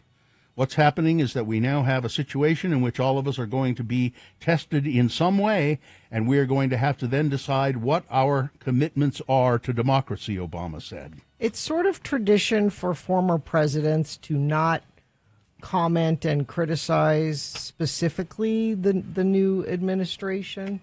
People have been giving Barack Obama a hard time, like, why aren't you doing more? Why aren't you saying more? So this is maybe his way of dipping his toe in and talking about it without... Adriana Smith, a brain-dead Georgia woman who was forced to spend months on life support because she was pregnant, has been taken off life support after delivering a baby last week. Smith's case is a stark example of the consequences of Georgia's restrictive abortion ban, which bars most abortions after fetal cardiac activity is detected, typically around 6 weeks of gestation. Although Smith, a 31-year-old nurse, was declared brain dead in February, physicians would not remove her from life support because they were afraid of running afoul of the Georgia law, her mother, April Newkirk, previously said. She was systematically dehumanized, and her family's choice about a deeply personal medical decision about their loved one was taken away from them by anti-abortion politicians. The baby, named Chance, was delivered via cesarean section. It weighed 1 pound, 13 ounces. He's now being treated in the neonatal intensive care unit at Emory University. Still alive, but very touch and go. It's cruel. Yeah, Everything about this. Yes. Cruel for the baby, cruel for the family, cruel for the mother. The whole thing. Ozzy Osbourne is flogging his DNA to a handful of dedicated fans in a bizarre move. Ozzy, who is no stranger to controversy, having once bitten off the head of a live bat while on stage. It was an accident. Is now That's what he says. I know. Is now giving fans the chance to clone him if they want to. Go ahead, clone me. The Prince of Darkness, Ozzy Osbourne, who next month will perform a farewell show at Birmingham's Villa Park, is hoping that fans will purchase Ozzy's DNA to ensure that he lives forever. In an unexpected move, the 76-year-old has teamed up with a drink company in order to recycle him forever. He struck a deal with Liquid Death, and his DNA will be available on 10 limited edition iced tea cans, fittingly named Infinite Ozzy. The company, known for selling canned water, said Ozzy Osbourne is one of one, but we're selling his actual DNA so you can recycle him forever. Okay. All right, that's it. Weather, traffic? We have advisories today, a few of them. Heat advisory that goes for about 24 hours. We have a red flag warning going through Friday night because not only is it going to be record-breakingly hot today at 102, but it will be windy, which means fire danger. Yeah. 96 tomorrow. We cool off quite a bit for the weekend. Saturday, 78. Sunday, 72. That's a high, by the way. Overnight lows in the 40s. That'll feel nice for a couple of days. Then we're back up in the 80s by the first part of the week. Traffic, heard from a few Infiniteam members. I guess UDOT posted on Tooele's Facebook page that they were going to pull barrels at 5 a.m. Because there were complaints by commuters that they were doing construction at night but not pulling the barrels till 7. So sounds like they listened, and maybe that's why things aren't as bad out there today. So that's good. Also, trucker Landon reporting with a very unfortunate tanker rollover, a fatality accident westbound I-80 just west of Highway 40 interchange in Park City. Westbound I-80 is closed, as well as the northwest Highway 40. A car hit a baby moose, swerving into the rear trailer of a double tanker crude hauler and then into 3 other cars. Major delays heading from Heber, Camas, Evanston via I-80 westbound. Thank you, Landon, for sending that in. Geez, not a lot of other traffic, though.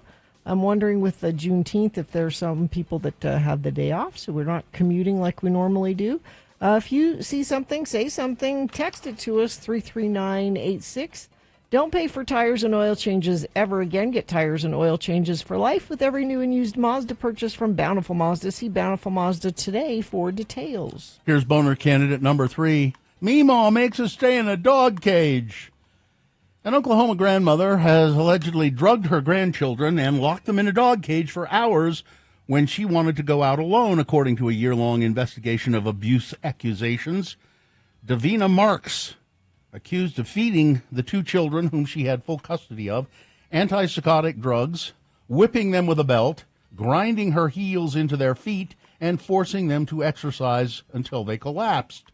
She was charged with various counts of child abuse and child neglect against her 8-year-old granddaughter and 6-year-old grandson. Meemaw sells drugs, and she uses them, one of the children told investigators after they were rescued from the House of Horrors in the city of War Acres. She makes us stay in the dog cage when she wants to go outside by herself. The young boy told investigators that Marks, whom he called Meemaw, gave him Seroquel, a sleep-inducing drug to treat schizophrenia that's only supposed to be taken by kids older than 13.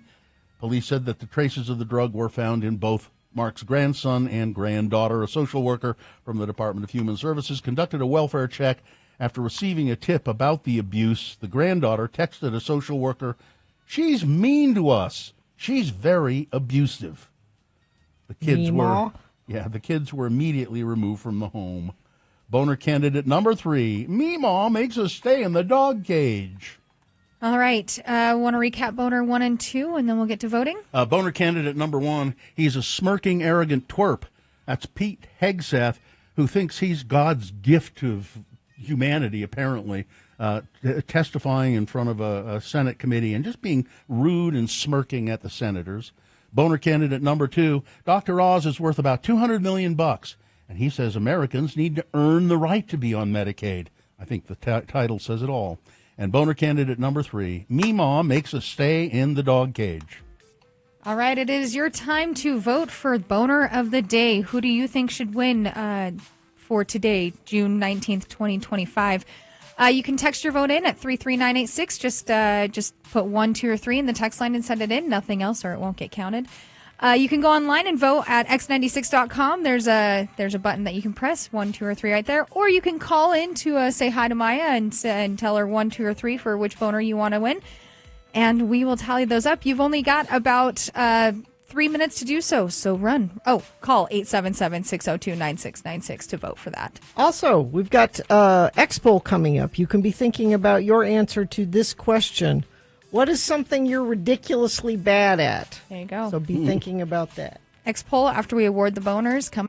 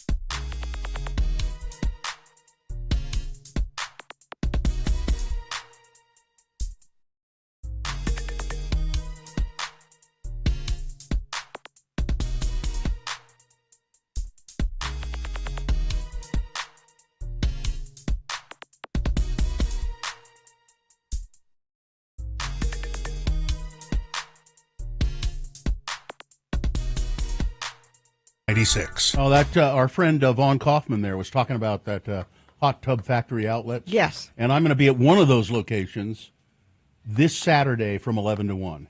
Well, we will let you know which one. I think it might be the one by Cowabunga Bay, but I'm not positive. Okay.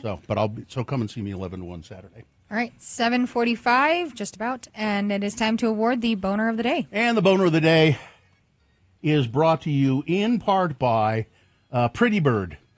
Ooh, I love Pretty Bird. It was delicious. It's my favorite chicken. Get away from the chicken. And join Radio from Hell and Salt Lake Acting Company June 29th for a Not Safe for Work podcast recording before a matinee show of Salt Lake Acting Company's annual satire summer show, The Secret Lives of the Real Wives in the Salt Lake Hive. Get tickets, the full lineup of shows, plus enter to win a VIP table for 4 at x96.com.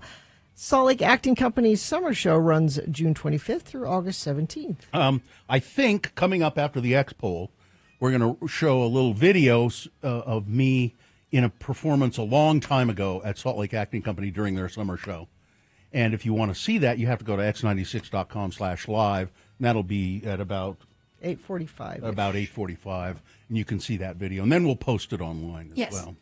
All right, so the boner of the day. Yesterday, the boner candidates were subpar. Today, they were all strong candidates. And that meant very even voting. And so it's very close among all three of the candidates, but the one that won you would expect probably would be the one that would take it. Meemaw makes us stay in the dog cage. I mean, no matter how bad you hate Pete Hegseth or... He's won lots of times, so it's time for someone else to have it. Arrogant Dr. Oz, but... He has also won. Yeah. They've both won before, so let Meemaw have a chance. Meemaw has it.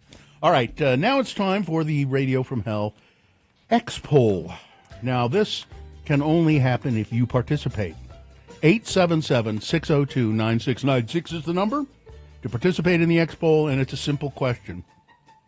Name something or tell us about something that you are just ridiculously bad at. I can tell you, for me, I am ridiculously bad at giving gifts. You are not. I am. We had this argument last week. You are not bad at giving gifts. I am bad at giving gifts. It was just now the gift I recently gave, which was a pretty good gift. Yeah. But that was just that was a one-off, I'm telling you. I don't think so. It's true. I'm terrible Can we talk at it. about the gift you gave? Because I think it's a great idea. Yeah. So Bill's wife, Mrs. Bill, she's a roller derby. Yeah. And her roller derby name is Jammy Dodger, which is a British cookie. And it's a cookie that has a little bit of jam in the center of it. Okay. And so the other day, when Bill came in, he's like, I stayed up till 10, way too late, till 10. I'm like, what were you doing till 10 o'clock at night? He said, well, you can tell the story. I was making cookies. I made a batch of Jammy Dodgers for my wife. Nice. Little round cookies, and then I cut a little.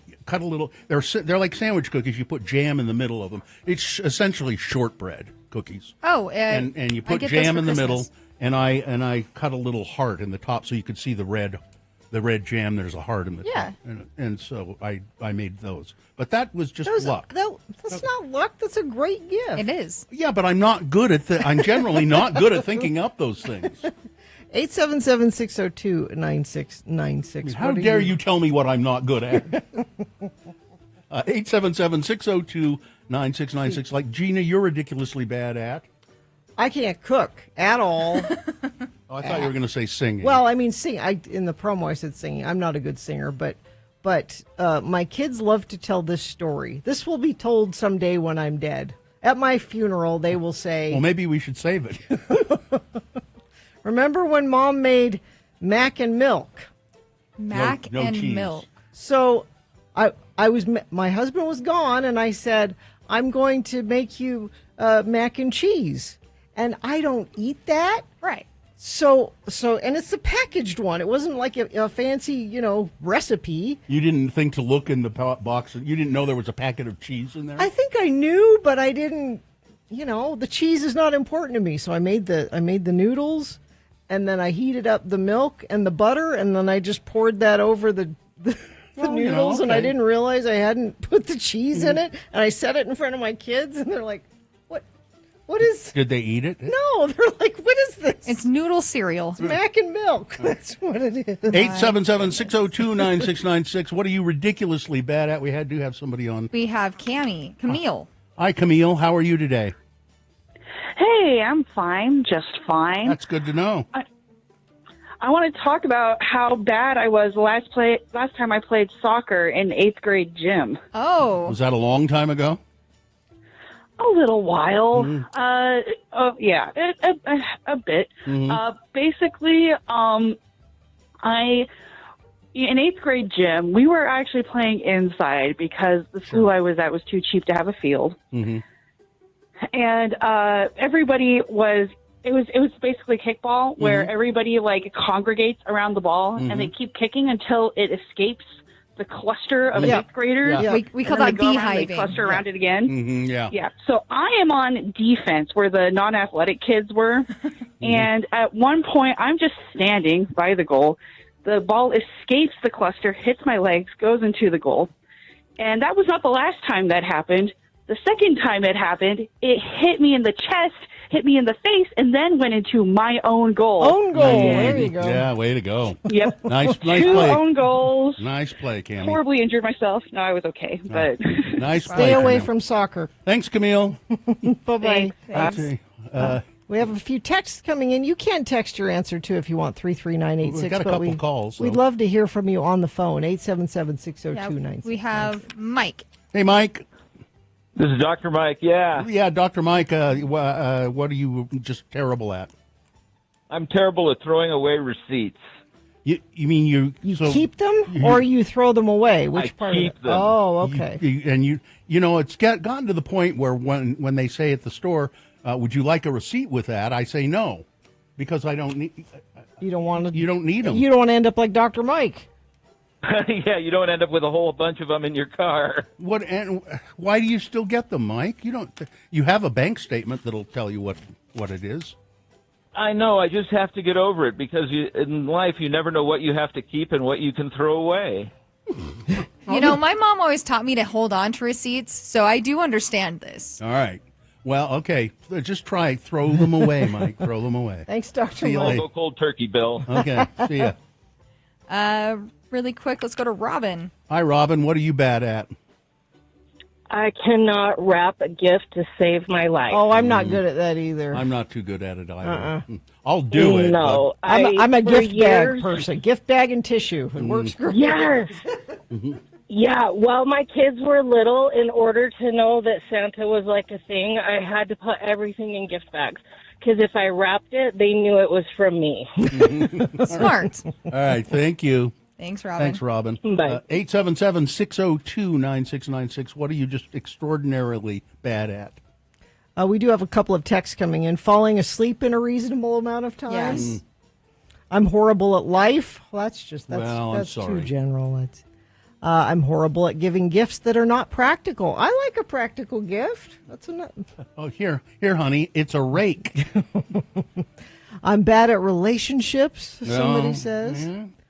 Running. If I'm running, you better run too. Something scary's behind me. That's from Liza Brarian. I'm not good at that either, Liza Brarian. I'm bad at keeping up with my laundry, somebody says. Arts and crafts, although I continually try to use my meager skills to help my son with his elaborate history projects. Yeah, my family likes to make gifts for one another, and they do remarkable things, I can't do them. Ever since I started crocheting, everybody's gift in my family is And they crochet love it, probably. gifts. When first divorced, my dad made us mac and cheese, but didn't drain the water, so we had mac and cheese soup. Gina, you're not alone. Okay. I just can't quite imagine being that pathetic that you couldn't make mac and cheese out of a box. Well, because I don't eat that and I don't think about the cheese, I just thought it was done. I didn't know. There's a packet of something there. Yeah, you didn't go, oh, maybe I better put that in too. I don't know. Maybe I thought it was, I don't know what I thought it was. I'm terrible at cleaning in one spot. My ADHD cleaning is so bad that I'll start cleaning the living room and then I take something to the kitchen. Then I start cleaning the kitchen because something is dirty in there. But you But don't then I need to finish, take yeah. something to the bathroom, so I start cleaning the bathroom. Then the laundry goes to the bedroom, and then I'm going all over the place. I can't stick in one place to clean it to save my life. Somebody says, my issue is ADHD. I lose interest in things that I'm terrible at. I tried my hand at crochet. My pot holders were always triangles rather than squares. I have no idea what I was doing wrong. I'll teach you how to crochet. It's fine. Looks like we have Sarah on the phone. Hi, Sarah. Hey, good morning. Yeah, what are you notoriously bad at? Time management. I have a coworker who calls me a time optimist, where I think I can get stuff done a little bit faster, but it seems to take twice as long as I thought it would. Always, every time. And what Time optimist. It's a nice way to insult someone. What problem does that cause you as a general rule? Oh, running late and then being in traffic and feeling frustrated and rushed and then notoriously I get caught by the train. Like I get stuck waiting at the train and I'm like, time optimist. My husband is a time optimist in that he always, like, what are you going to do today? And he rattles off this list. I'm like, there's no way you're getting to all of those things today. Right. There's no way all of Does that he? Sometimes, but often not. Yeah. All right. Thank you, Sarah. Thanks. Have a great day. Somebody says, I'm terrible at going through mail, junk or not. Amen. It always piles up. Yeah. I'm terrible at surfing. One time I tried. I drifted away from the instructor for 5 minutes till I fell off the board and stepped on a rock with a baby sea urchin. I almost paralyzed my foot. Yeah, I think you need to give up surfing. We're going to take your calls for the next break. 877-602-9696. You can send those in. What are you bad at? Extraordinarily bad at? Let us know. 877-602-9696. Traffic, Gina. Yeah, we've got crash northbound I-215 East, 33rd South, right shoulder. Let me see if we've got any other. Text us what you're seeing, please, on the roads, 33986, if there's anything out there you think we need to know about. Summer Showdown continues this weekend with The Favorite, starring Olivia Colman, and the Grand Budapest Hotel by Wes Anderson. Get your tickets now at slfstix.org. All right, more X-Poll coming up after this. What are you ridiculously bad at? Call us, 877-602-9696. We want to know your answers just after these messages. And now Bill ran life. I'm notoriously and ridiculously bad at knowing how mortgages really, really work. You don't have to know, Bill. No, I don't. I have one. Ran Life has had my mortgage, and they are a local mortgage company. They know how they work, and they know how you can maximize your mortgage buying power. So I'm going to read these numbers to you from Ran Life Home Loans. They've cut their floor rate on the 3-in-1 adjustable rate mortgage to 3.25%. That's 3.25% on 5.98% APR. Okay, I read that. So I'm extraordinarily bad at being able to explain what that means. Right. But Ran Life can explain it to you. You go to ranlife.com/X96. I mean, I can tell you in general terms that it means you will get lower payments up front on your mortgage. Whether you're a first-time buyer or making a move, it'll give you flexibility, and it'll give you get you savings so you can get into your dream home sooner, right now, if you want. ranlife.com/X96. Did you?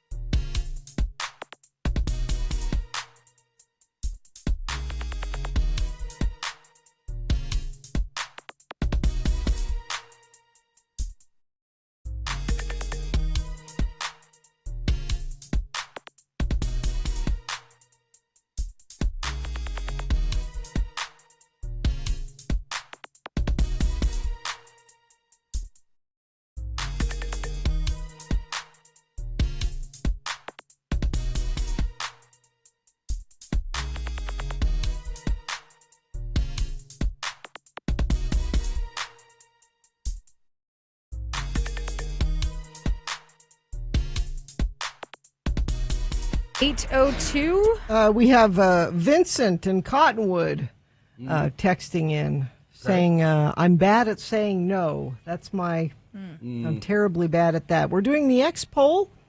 877-602-9696. You can text us, but we love to talk to you on the phone. Texting 33986. A couple of texts that have come in. Tree of Maine, I'm extremely shy, so I'm horrible at calling in to you guys. Also horrible at taking compliments. Just say thank you. I have a friend like that who just can't accept a compliment. Yeah, thank you. Yeah. I'm terrible at drawing games like Pictionary. Well, yeah, me too. There are a lot of things I'm extraordinarily bad at. Somebody says, I can't stay awake to watch a movie for the life of me, and I love movies. Yes. Let's see. I'm terrible at skateboarding. I can't even stand on one. I even manage to trip on them or kick them when they're around. They're after me. Let's see. I am also a really bad cook. My husband can't stand my cooking, therefore he cooks every meal. 877-602-9696. If you would like to participate on the telephone, what are you extraordinarily bad at? Putting my clean clothes away. They go from the basket to the bed, back to the basket, ultimately goes on the floor. Oh, jeez. I call it my floordrobe instead of the wardrobe. I have been there. I have a floordrobe right in front of where all my shirts are hanging. Yeah. There's usually like a pair of shorts and a T-shirt and maybe 2 pair of shorts because I don't know which ones I'm going to. So then I just leave them on the floor. It's terrible. Ridiculously bad at being a decent human being with empathy for others. Is this Mike Lee writing that in? Let's see. I was so bad as the pilot on the Smuggler's Run that my children banned me from the position when we go to Disneyland. That's unfortunate. That is a hard role to do, I will say. I am a horrible swimmer. My wife always wants me to go swimming in the ocean or a pool, and I always feel like I'm going to drown. But I've been scuba diving. It was a fun and interesting experience. Let's see. 877-602-9696. What are you ridiculously bad at? A texter says, bad at fishing. I've never been fishing. Never been fishing? I've never been fishing. How have you never been fishing? My family they're not fishers. I guess, yeah, if you're not... I don't know. I had one person that promised me he would teach me how to go fishing, and then he died, unfortunately. Oh. And then he died. It was Dave, our engineer, my best friend. Unfortunately, he never got a chance to before he passed away. Oh, sorry to hear that. Yeah, so I'm terrible at fishing because I've never gone. I feel it. Let's see. Apparently, I'm bad at literally everything that every other listener is bad at. I'm beginning to wonder if I'm good at anything. Yeah, I'm sort of having that feeling, too. I keep thinking, I'm not good at that either. 877-602-9696. Apparently, people are extraordinarily bad at calling into the radio station. Ron the Carpenter says he can build nice things, but horrible at gift wrapping. This is one. I wish my daughter were in town. She would like this one. I could not do my daughter's hair when she was little, like, cute little ponytails or braids or everything. Yeah. And she'll look at pictures of her when she was little, and she's like, Mom, why did you let me run around like that? I'm like, I can't. I didn't know. No, wait a minute. You don't know how to do a ponytail? I mean, it's hard to do on other people. It can be. I could, but like a cute hairstyle, like, how moms do their little girl's hair. Yeah, see, you have a wallet and you have a car and you could take them to a stylist, but not every day. Like sending her to school kind of thing. You get that kind of haircut that doesn't have to have anything done to it. It's just comb it. It's just short. Yeah. I did that once. Could spike it. Got mistaken for a boy when I was wearing a skirt. Never had short hair after that. Never did that. Nope. More people that are awful at knitting. Lots of crocheters and knitters. Knitting's really hard, though, isn't it? I think knitting is harder than crocheting because it has to do with both of your hands working together. Crocheting in reality is just one with yarn on the other. I used to not be great at it. I learned from YouTube. YouTube videos have been my best friend, and I have made shawls and crop tops. Thank God you weren't being taught by somebody who then died. Oh, jeez. We have a caller. Let's see, who's this? Hunter. Hunter. Hi, Hunter. How are you? All right. What are you extraordinarily bad at, Hunter? Returning things that I don't need that I buy. I have like a hardware that I bought last year that didn't work for me, but I never returned it, so I'm stuck with it. That's money. You could be getting that. That's just like you have to look at it when you see it like that's a stack of cash sitting there. Yeah. Maybe you could sell it on eBay or something. Maybe. Yeah. Okay. Thanks, Hunter. Hunter, see you later. Yep. Let's see. I have done that though.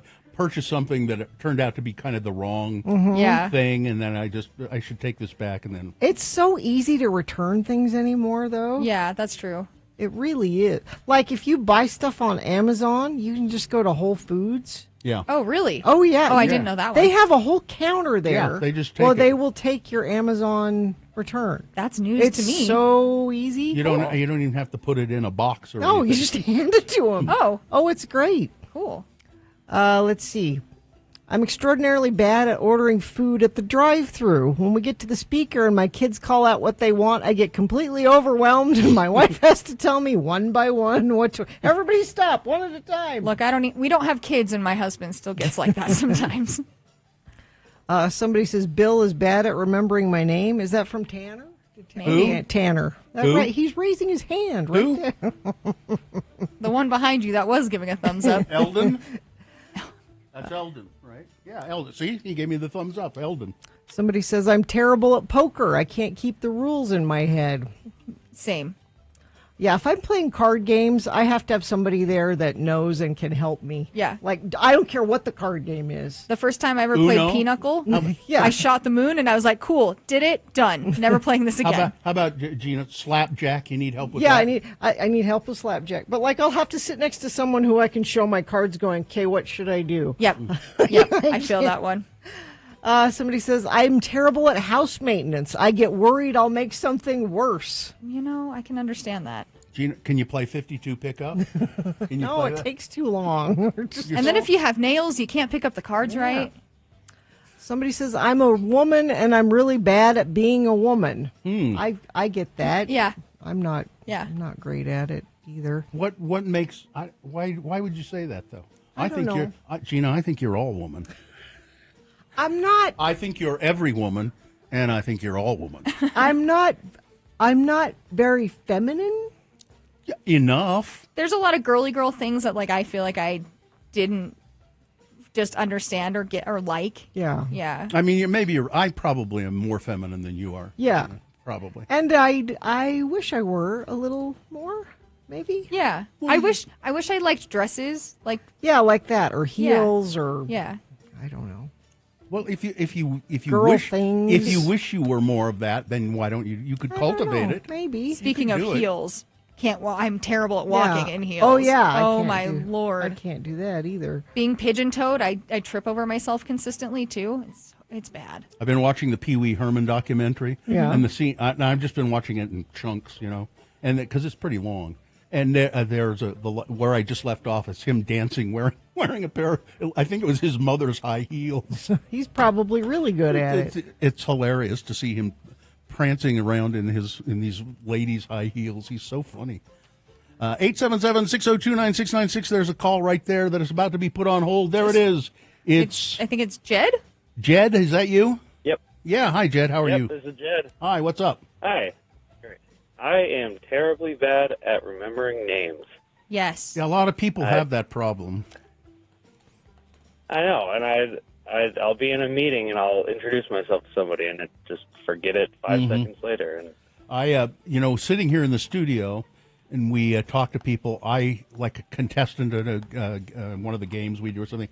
I always write their name down on a piece of paper right at the beginning because that's smart. Because I'll forget their name 5 seconds into Yep. whatever we're doing.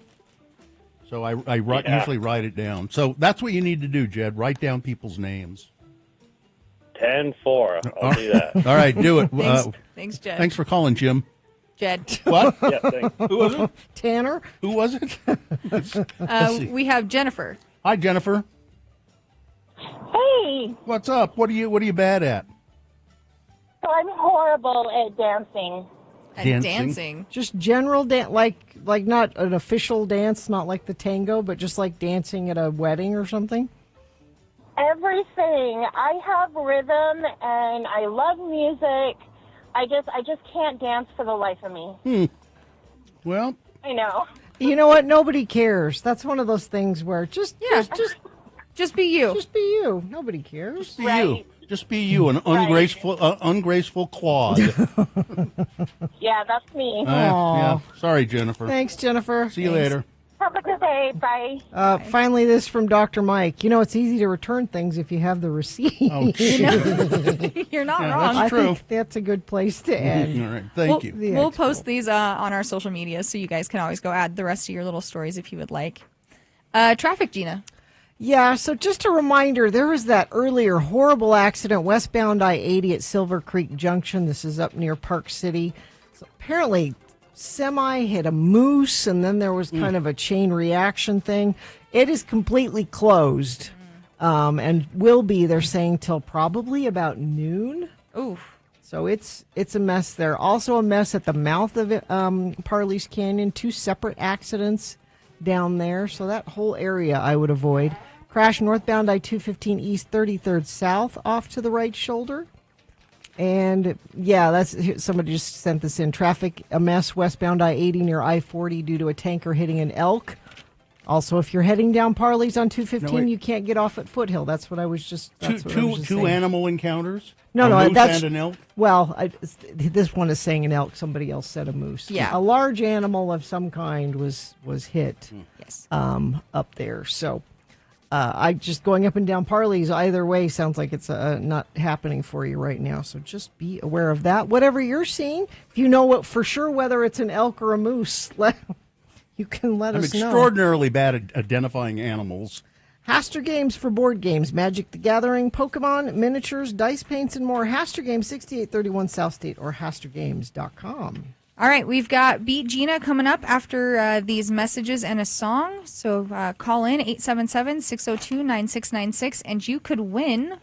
You could win tickets to see Pierce the Veil. Ooh. That's tomorrow, isn't it? It is. Now, earlier, Sean called and won a prize for playing Frank Chris Presents. Right. And I know it was Sean because I wrote his name down here on this. There you go. Yeah. So Sean, you can't call and win this time either.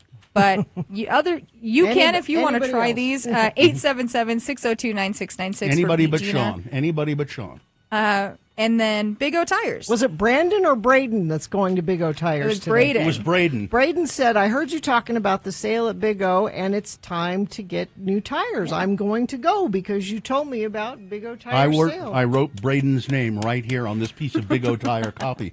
Big O Tires, the team you trust. Right now they're having their Worry Less-a-thon at Big O through June 22nd. If you buy 3 Big O tires, that's Big O brand tires, you will get the 4th tire for free, and you'll get the Protect Plus tire warranty with your tire purchase. That means pretty much they'll replace that tire for almost any reason. It's a really good warranty on Big O tires. Now you're planning your next road trip. That road trip might be camping with a trailer.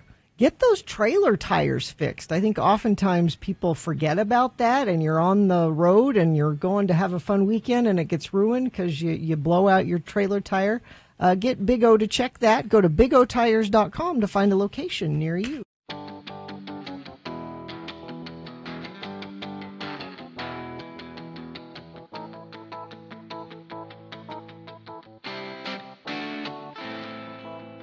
So it's one of those, It's Radio from Hell with another list, because people love a good list. X96. This is a list of things we all secretly do at work but won't say out loud. Oh, really? Let's see. Well, I don't know if okay. This first one I will cop to. Okay. Scheduling fake meetings. What? You mean so that you can go home? I gotta go. I got a thing with the... You don't even bother to do that anymore. Yeah, you just say, okay, I'm out of here. See you later. I mean, you used to do this. But I have in the past. Yeah. I wish I could stay, but I got a meeting I gotta go to. Strategically planning bathroom breaks. Also to avoid meetings.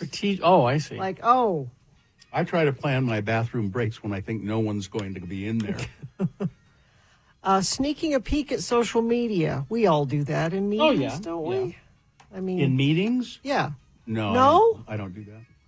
You should try it. I pay attention. If I'm not able to sneak out before the meeting happens, I need some entertainment while I'm in there. Why pay attention, right? I kind of do all of these. Pretending to look busy.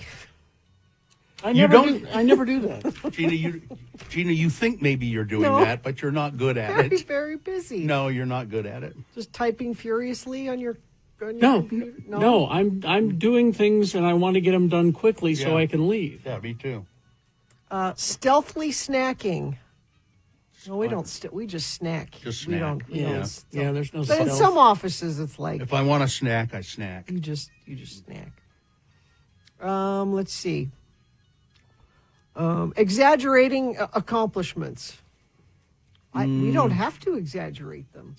Well, I certainly don't have to exaggerate anything. I have no accomplishments. Well, I can't make the meeting today. I'm going to Barron's graduation. Now, the graduation is tomorrow, I believe. I think so. Oh, it's happening. Barron Trump's. Is it now? You sure? Oh, I've seen video. Oh, and is he there? Yeah. Okay. But then he's going to his fundraiser because he couldn't back out of it. Yeah. He didn't attend the other kids' graduations. Here's something I've started to learn how to do at work. I have earbuds. I put them in. So nobody bothers you? Yeah, well, people will still come and talk to me, but it just kind of drowns stuff out. And I listen to music or podcasts while I'm working. Now, this next one, I've lobbied for years for a napping closet here. But this says sneaking in a nap, like, putting your head down on your desk and closing your eyes. That's why the napping closet would be great. You could go in there and no one would have to see you. I don't do that. I don't put my head down on my desk and take a nap because I will inevitably wake up in a puddle of drool, and I don't want to do that. Now, this next one is a thing that must go. Sending after-hour email. Yes. There should be a rule that when the workday is done, the workday is done. Yeah. And you'll have to wait till tomorrow to send that email. Because it happens to all of us. We get it, and then we feel compelled to answer it and engage with it. I had yesterday, I'd been home for a while, went and picked my wife up from the hospital after surgery, and I went home, and she went to bed, and I was sitting there just going, okay, now I'm going to relax. 2 work-related phone calls. Not even 2 work-related phone calls.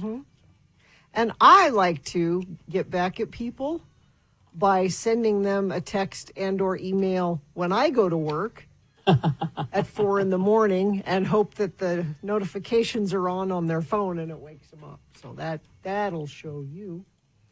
Let's see. Pretend phone calls. Now, when I am trying to sneak out to a meeting I don't really have, sometimes, and you don't want to talk to people on your way out, you hold your phone up to your head and you pretend to talk as you're walking to the elevator. And I think to myself, how does she do that? How does she walk and talk on the phone at the same time? Amazing. Blaming technology for mistakes. Oh, there's a lot of that. There's a lot of that happening around here. Well, but it's because there are many mistakes that are the result of technology. No, but there's certain people who rely on but I sent you an email too much that it's to the point where we're like, I never got the email. Or I never got the email. Yeah. When you really did get the email, but you didn't. You've used that one so much we don't believe you anymore. Faking illness to get out of work. Macy, you faked your way all the way to the hospital. That's how much you didn't want to come to work. No, you were really sick. Yeah, I don't do that. That's the list. That's it. Yeah. Okay. I don't do many of those. You don't do many of those. No. Yeah, I try to just knuckle down, get my stuff done, and then go home. Get out. Yeah. Get your work done and get the hell out. We hope you'd enjoyed another list with Radio from Hell on X96. Gina conquered that because she doesn't have any work to do, so she can leave. Yeah, I'm good. Yeah. Yeah. That's the easiest way. We don't have to knuckle. She doesn't have to knuckle down and try to get her work done before she leaves. She has no work to do. Well, the sports I have to report on tomorrow hasn't happened yet. Are you? I got to wait for the sport.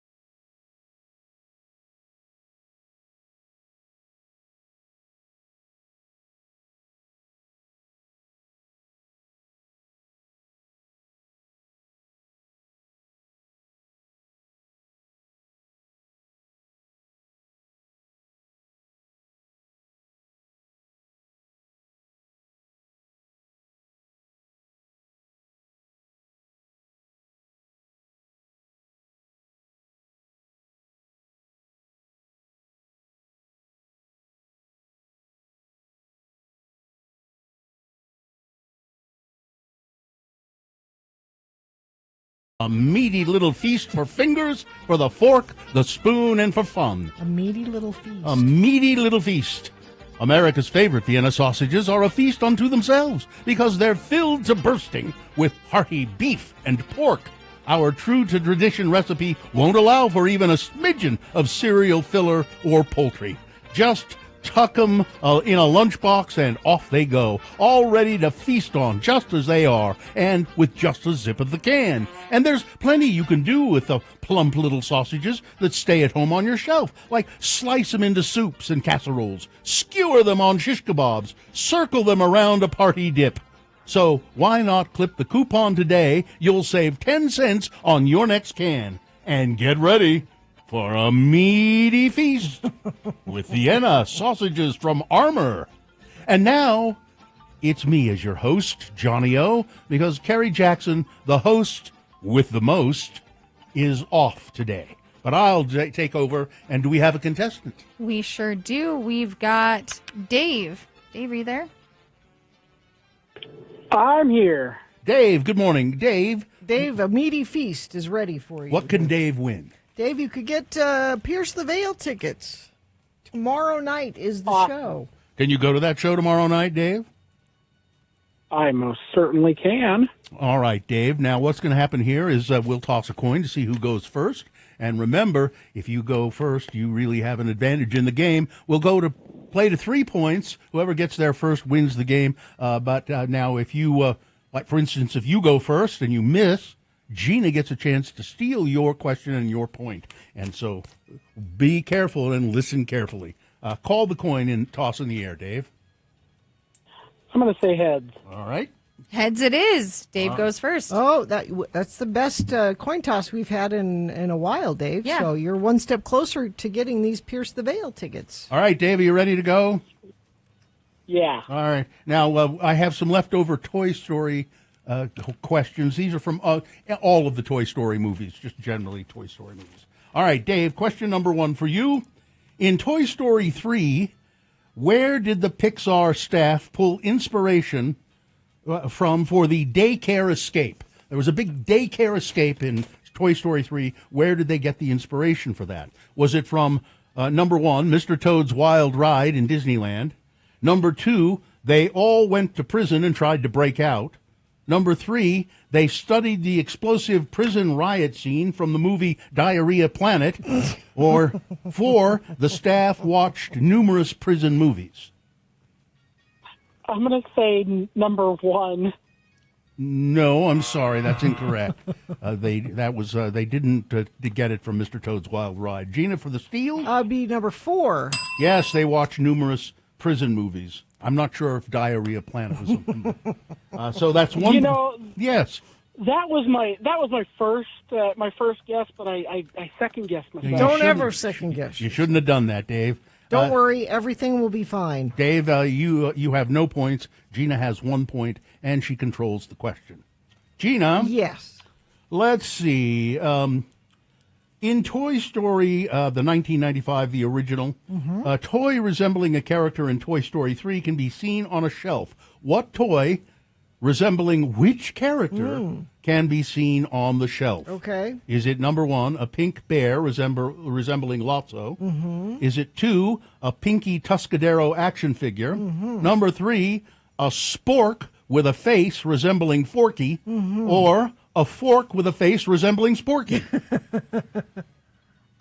Pink bear resembling Lotso? That is correct, Gina. That is 2 for Gina and none for Dave, but it is Dave's question. All right, Dave, let me find another question for you here. See if we can keep you in the game for another hot second. Let's see here. Let's go with this one. Billy Crystal, voice of Mike Wazowski in Monsters, Inc. This is Dave's question. Only landed the role after turning down a chance to voice a character on Toy Story, and he considers it to be one of the biggest mistakes of his career.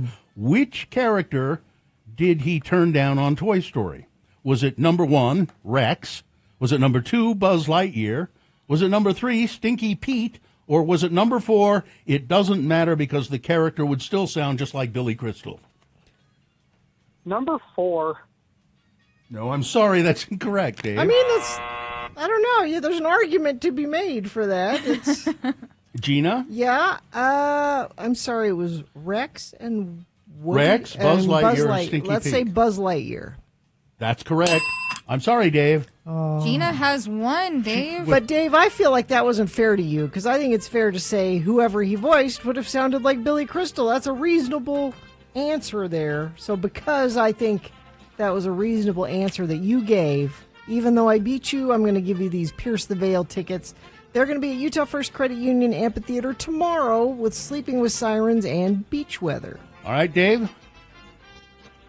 Awesome. All right, Dave. We're going to put you on hold, and Maya will tell you how you can get your tickets. And I've got to go home. Mrs. Zola and I are going to go to that show, as a matter of fact. Oh, really? Yeah. We'll look for you there. All right.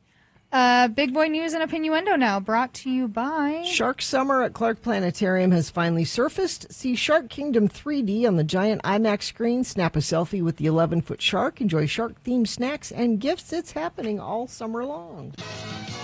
Well, Hulk Hogan has been hospitalized.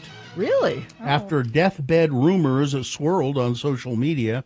There had been talk on social media that the WWE legend was suffering major health concerns. However, according to TMZ, it's understood that he is not at death's door. They report that the 71-year-old was taken to hospital this week to address lingering neck and back issues. The concerns around his health started after a report, and I didn't know he was still friends with this guy, a report by radio personality Bubba the Love Sponge.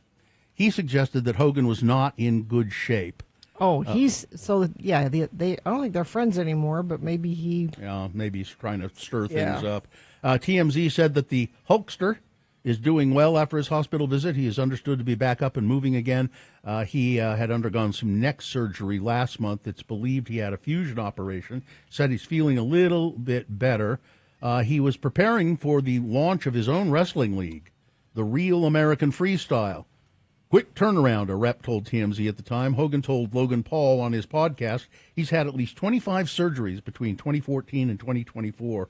I had 10 back surgeries, he said. Knees and hips replaced, shoulders, everything. Hogan has been battling against the wear and tear of years in the ring.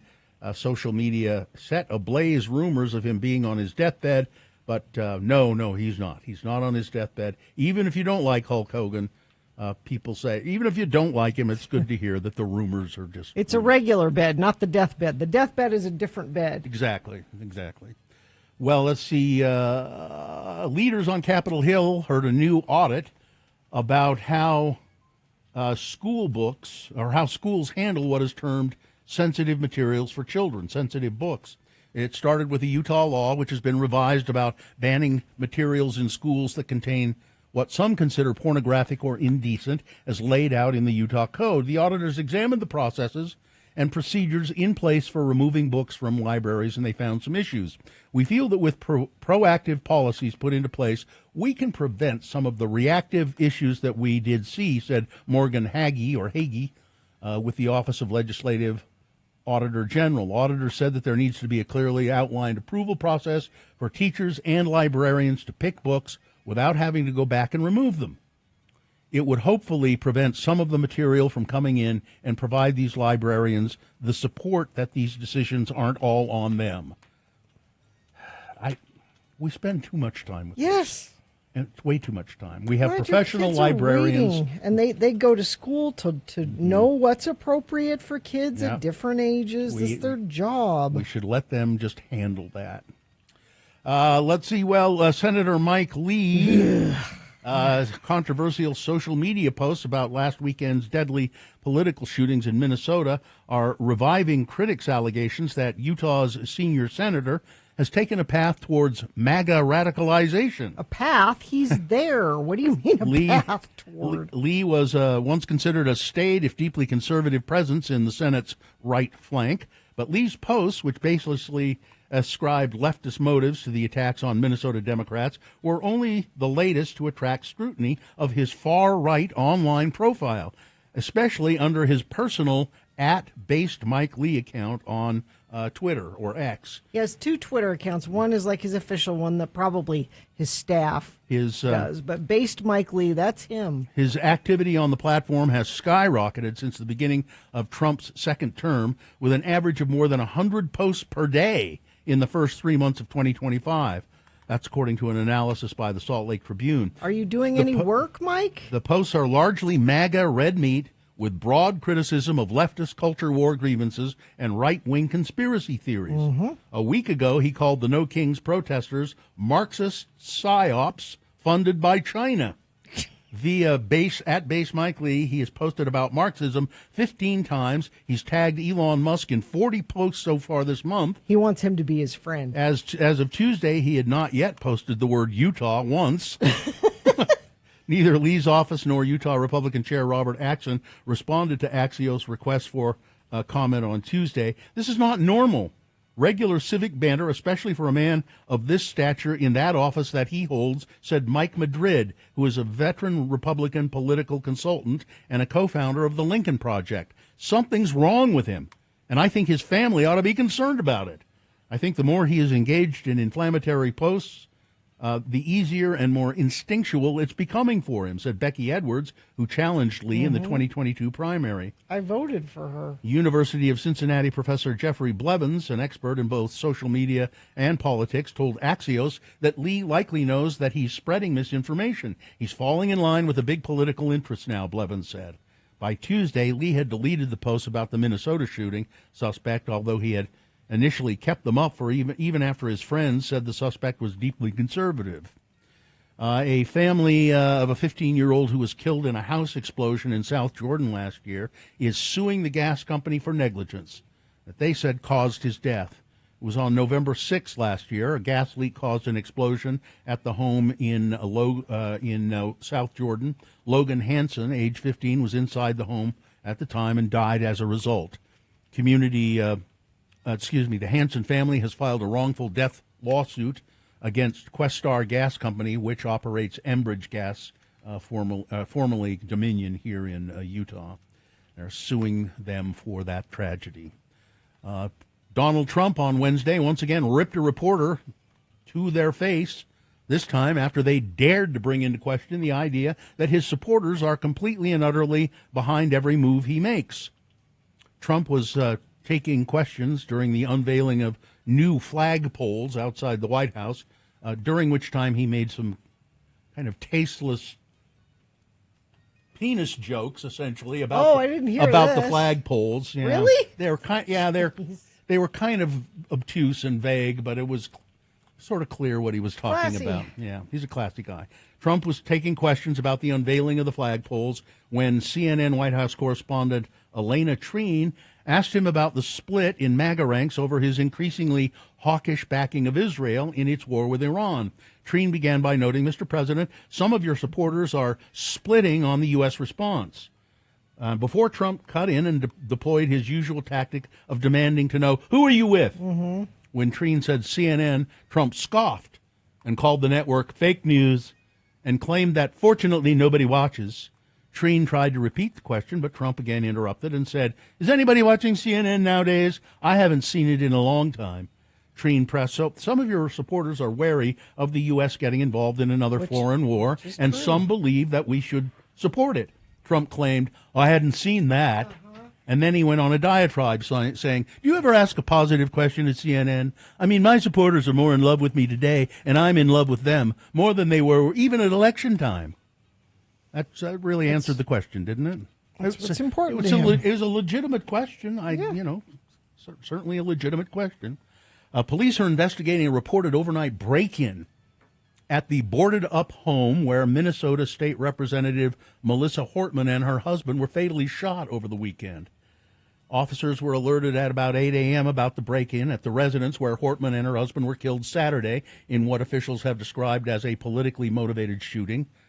Investigators had processed the home as a crime scene before it was boarded up Sunday morning with a police trailer camera left in front.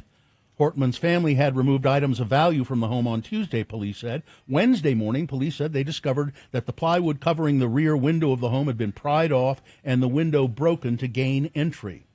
The home appeared to have been searched by an unknown individual. However, the family has indicated that they don't believe anything is missing. Vance Bolter, of course, arrested Sunday in Sibley County after a massive 40-hour manhunt. He's facing state and federal charges of murder and other charges. So apparently, I think somebody was just looking for opportunistic memorabilia, some kind of. And we go to the crime desk now. The story of the wrong tampon. A Nevada woman sentenced to at least a dozen years in prison after she pleaded guilty to killing her boyfriend, whom she confronted after finding another woman's tampon in his trash. What? Nevada court records indicate that Julie Bush, 31, entered a guilty plea in March after she'd been charged with voluntary manslaughter and driving under the influence. Bush confronted her boyfriend, Richard Pinardo, 51, after finding a tampon in his trash can. Outlets reported that Bush claimed she got in her car when he swung a steel chain and struck the windows, breaking them. Bush then repeatedly accelerated the vehicle, hitting him, who was thrown into a brick wall. He died a day later. Bush spoke to the court and expressed regret to the judge before she handed down her sentence. I loved him very much. I'm sorry he passed away. No word on who the tampon belonged to, but it was not her. And finally this, Donald Trump replaced Hillary Clinton's portrait on the wall in the Oval Office with a picture of himself, a questionable art picture of himself. It's a meme. It's the American flag with Trump's face kind of behind it. It's a wall with first ladies. Yeah. There's Laura Bush. He's right next to Laura Bush. Yeah. So he didn't take all of the first ladies down. No. Just Hillary Clinton, and he put up a picture of him, a weird picture of himself. Yeah, it's an American flag with Trump's face as part of the American flag, and he's between Laura Bush and I don't know who that other first lady is in that picture. But there you go. That's your guy. That's the president. Yep. All right. Again, classy. Yeah. Sports, weather, traffic. After decades of performing for one of the NFL's most valuable franchises while earning less than glamorous wages, the Dallas Cowboy cheerleaders have secured a 400% pay raise. The wage increases reveal that the conclusion of the second season of America's Sweethearts to hit Netflix that follows the iconic team of dancers from auditions to the end of the NFL season. The series, which debuted in its second season on Wednesday, chronicled the cheerleaders' push for better pay, putting a renewed spotlight on compensation issues that have long plagued NFL cheerleading. We're pleased, as you'll see, a 400% raise. They could, now, that sounds like, maybe that's a lot. They made $500 an appearance last year. Yeah. That's nothing. No. So they made less money than the mascot. Yeah. They should get more than a mascot, I would think, or at least the same amount. Yeah. NBA Finals. This could be over today. Oklahoma City Thunder and the Pacers. Oklahoma City expected to win. They lead the series 3-2. That game is at 6:30. Salt Lake Bees have the dreaded Sacramento River Cats in town. They won last night, 6-1. They're playing tonight at 7 o'clock. And it's a special night honoring the legacy of Utah's black baseball pioneers and their contributions to the game. It is Juneteenth, after all, so that's nice. Take the family out to the ballpark tonight at 7 o'clock for that. Weather. We have a couple different advisories going on right now. There is a heat advisory, which is for about the next 24 hours. There's a red flag warning going on through Friday. That's because in addition to the heat, we're going to have some wind, which means increased chances of fire happening. Could break records today, too. 102 expected for a high today. It's 81 already. Overnight low 71, 96 tomorrow. Looking ahead to the weekend, though, really nice. We'll be back down in the 70s, 78 on Saturday, Sunday 73, overnight lows in the 40s. That's going to feel really good after these last couple of days. Traffic, we have an update on that westbound I-80. It's closed at milepost 146 Silver Creek Junction due to that crash, and I think we got confirmation it was a moose. Yeah. Estimated time of opening is noon.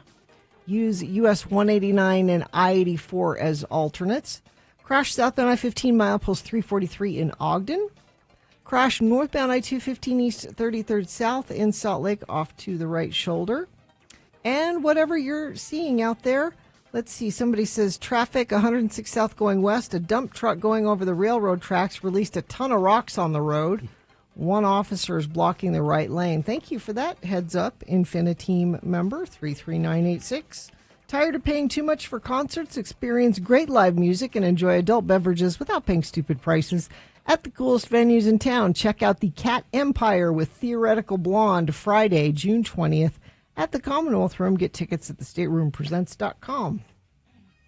All right, coming up after these messages, we're going to have a special video that you're going to want to check out over at x96.com/live, if you can, as long as you're not driving. We're going to post it later, so if you can't look at it while you're driving, it'll be on our social media later. Yes, and we'll do our best at describing it on air. It's me in drag.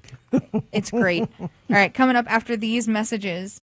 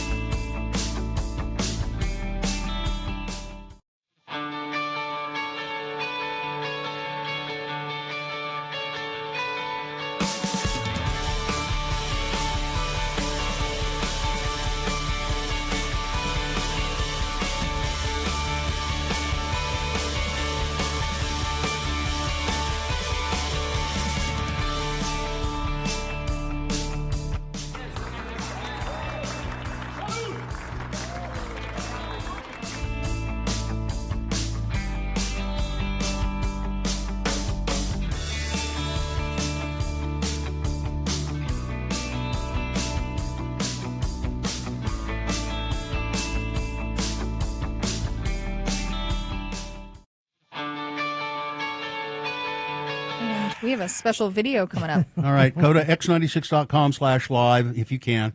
You'll see it, and if you can't do it right now, then we'll make sure it gets posted on all of our social medias and all of that. So I don't know how many years ago this was.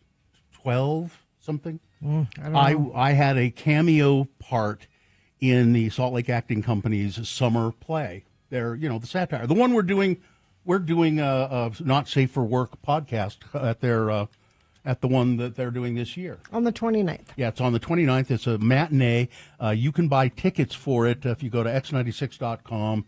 And you can click on the little banner there. We're going to do a Not Safe for Work podcast before the show, and then we're all going to go watch the play. 2012, Bill, It was 2012. Yeah. Jeez. So I was pretty close then. I said 12. Did I say 12 years ago? I think I did. Yeah.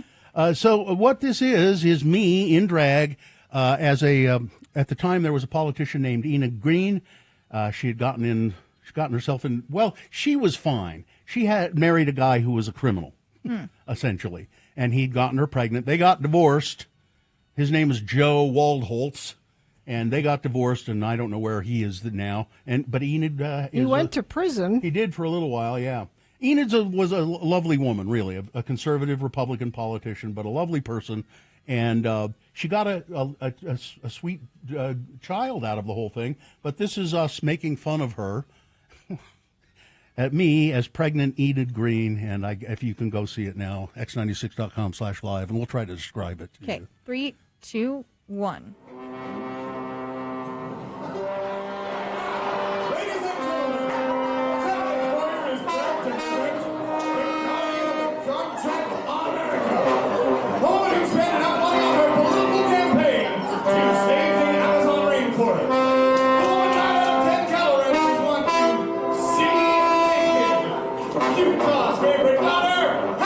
I don't know who gave me this, who shot this video or who gave it to me. So there's some guys wearing nothing but boxing shorts. They're unfurling an American flag, and they drop the American flag open.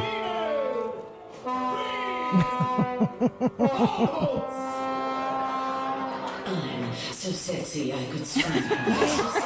And there I am. I love the wig. And they wrap me up in the American flag. I'm a pregnant woman. And I'm wearing high heels and I'm dancing. The guys shimmying behind you are doing pretty good. Yeah. Bill, you're adorable. Who did the singing? Because it's not you. No, singing. it's like it's a Right Said Fred parody. Yeah. And it's I'm Too Sexy for My Joe, and I don't know who did the singing.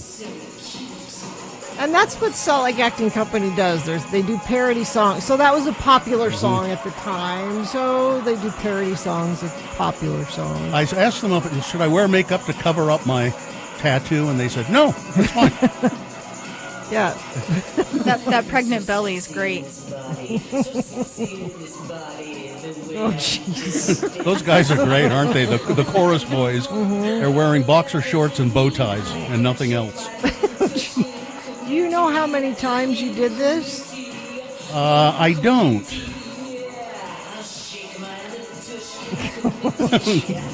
I think I must have done it, at least 20 times, probably more. So you was that just in the front of the stage that you jumped rather than like off the stage? Yeah. Okay. And they, and so that was the very beginning of the show. That's how you kicked off the show. Yeah. And then they did a whole bunch of stuff. And now this is the curtain call. I stayed throughout the whole production and for the curtain call. And this is the cast taking their bows, and they were a bunch of terrific actors and singers. So what Salt Lake Acting Company does for their summer show is they take news stories of the year, cultural things that have happened locally here throughout the year, and they make a parody of it. A parody of it. And then always very funny.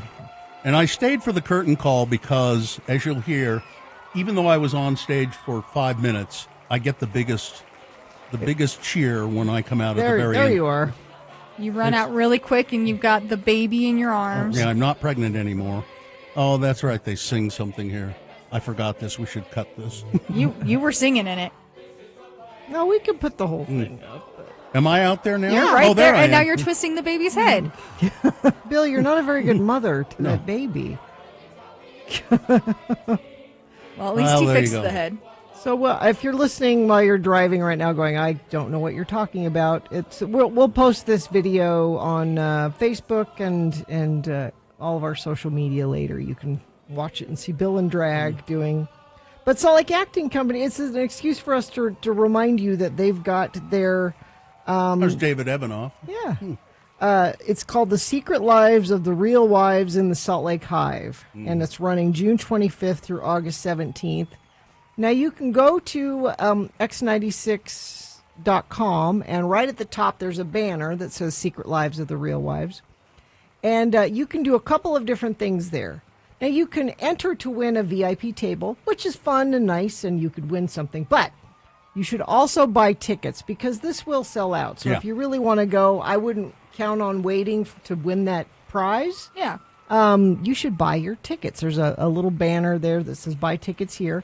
And when you buy tickets, if you've never been to one of these shows at Salt Lake Acting Company, you bring a picnic, whatever you like. Yeah, you bring cheese and crackers and salami and Vienna sausages and you can bring alcohol. Usually people bring a couple of bottles of wine. Yeah, you can do that. And you sit and eat and drink and watch the show. And they're very talented. All of those people were so talented, by the way. And unfortunately, I think they're all in prison now. Oh. Now, one of them was actually Bob from Haster Games. Oh. The guy in the tuxedo. Oh, okay. That's Bob. That makes sense. Yeah. I was wondering why he looked familiar. Now we are going to do. Carrie will be back actually from the day before. The day before, so we'll be extra punchy. That'll be fun. June 29th, we're going to record a Not Safe for Work podcast before the show. Yep. And so you can, if you buy tickets, you can come sit through. It's like getting an extra show. You'll sit through our show and then the Salt Lake Acting Company performance later that afternoon. Yeah. It's really a lot of fun. It makes me, when I watch that, it makes me wish I was still in it. I was not capable of being in that kind of a show, though, because those people sing and dance and act, and I can only act. I can't sing and I can't dance. I mean, I was sort of dancing in that bit, but that was really hard to teach me how to do it. Well, you were also wearing a very big fake pregnant belly. Yeah, so. and high heels. Yeah. But, it's Cynthia, she was the choreographer at the time. Now she kind of runs the whole thing. Oh, cool. So I think Cynthia's coming into the show today, as a matter of fact. I believe so. So there you are. Somebody says, Bill, I would have never guessed that was you. I love it. Thanks for sharing. You're welcome. It was really wonderful for me to see that again, and I don't know where I got it. I don't know who sent it to me. Well, thank you for sending it over. All right. Weather, traffic. Hot heat warning in effect today. Probably going to break a record. 102. Be mindful of your pets, especially today. Don't leave them outside. Make sure they have lots of water. Definitely don't leave them in your car. If you take them for a walk, do it like at the park on grass. Yeah. Don't have them on pavement today. Traffic, we've got that crash westbound I-80. This was a truck versus moose accident. Closed milepost 146 Silver Creek Junction. Estimated time of opening is noon. Use US 189 and I-84 as an alternate. Crash northbound SR 126 is at Pioneer Road in Davis County. The right lane is closed there. Crash southbound I-15 milepost 343 in Ogden. And whatever you're seeing on the roads, as always, you can text us 33986. For the first time ever, the Monster Jam World Finals are coming to Rice-Eccles Stadium July 4th and 5th. Get information and ticket links at x96.com. All right, coming up after these messages and a song, we're going to have the boner recap. So you should call in, line up to play, and you could win. You could win those Monster Jam tickets that Perfect. I was telling you about. So. All right, so 877-602-9696. Monster Jam tickets when you call in for the boner recap. Do that as soon as you can. Salt Lake Film Society. If I'm going to the movies, this is where I go. Broadway Center Cinemas for a few reasons. I love the people that work there. They love the movies. They've got the best concession stand there. Great. I'll bet you're going to go there tomorrow. Well, so I'm so excited. Yes. Katie's excited for this It's too. tomorrow, right? Yes.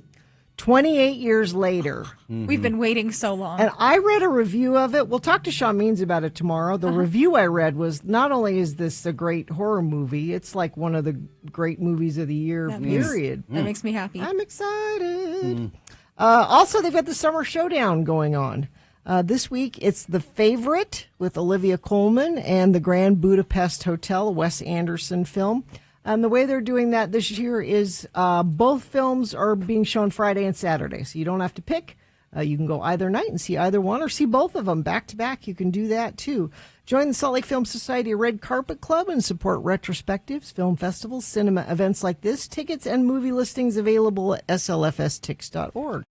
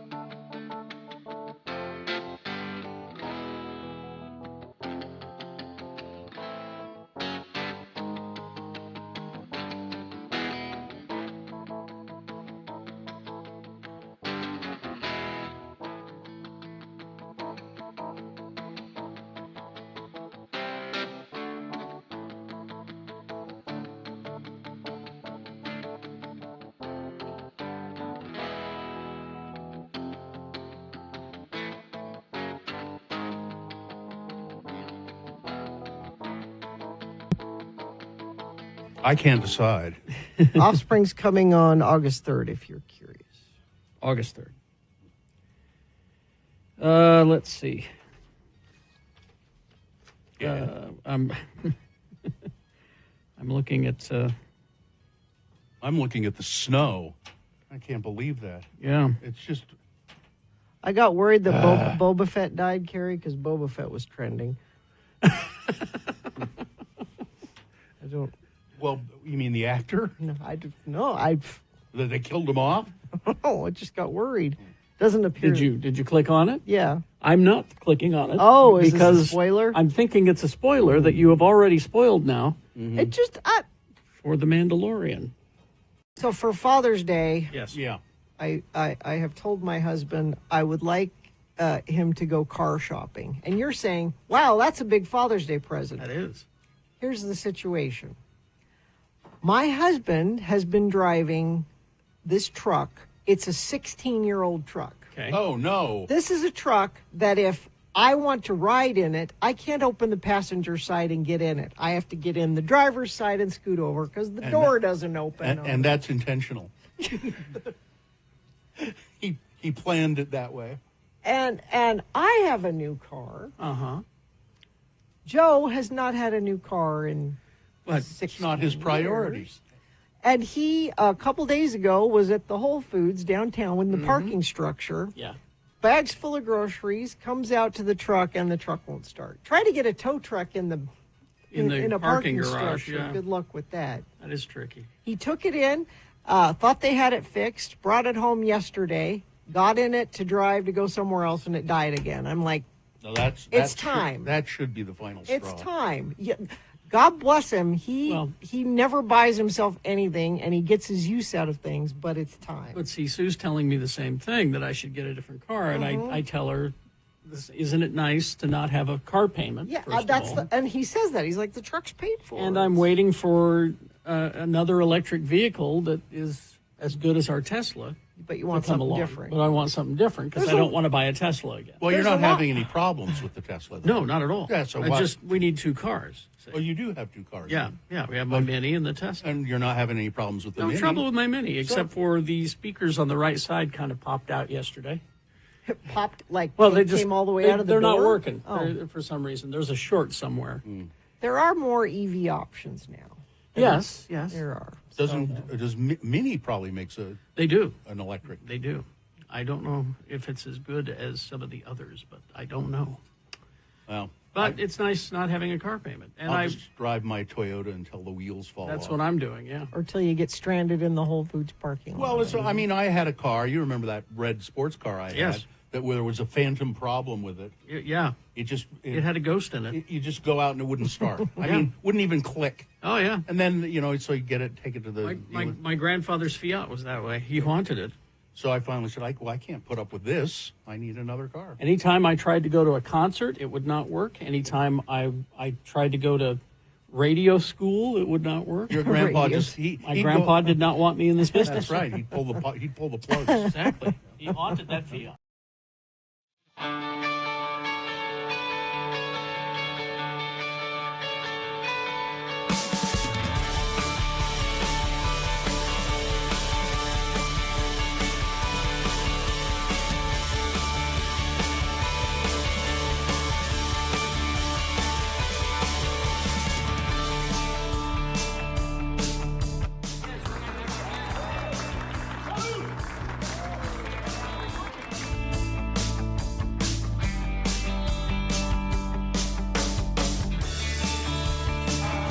Banksy and Roy is a big mouth in Roy. Roy. I think that's back when Morrissey, he must have had some sense of self-awareness when he wrote that. You think he's the big mouth? Oh, yeah. Yeah. Yeah, I've got no right to take my place with the human race. I just saw a story, Nick Cave in the Bad Seeds, sort of a contemporary of Morrissey's, and he was talking about Morrissey and said, we never worked together.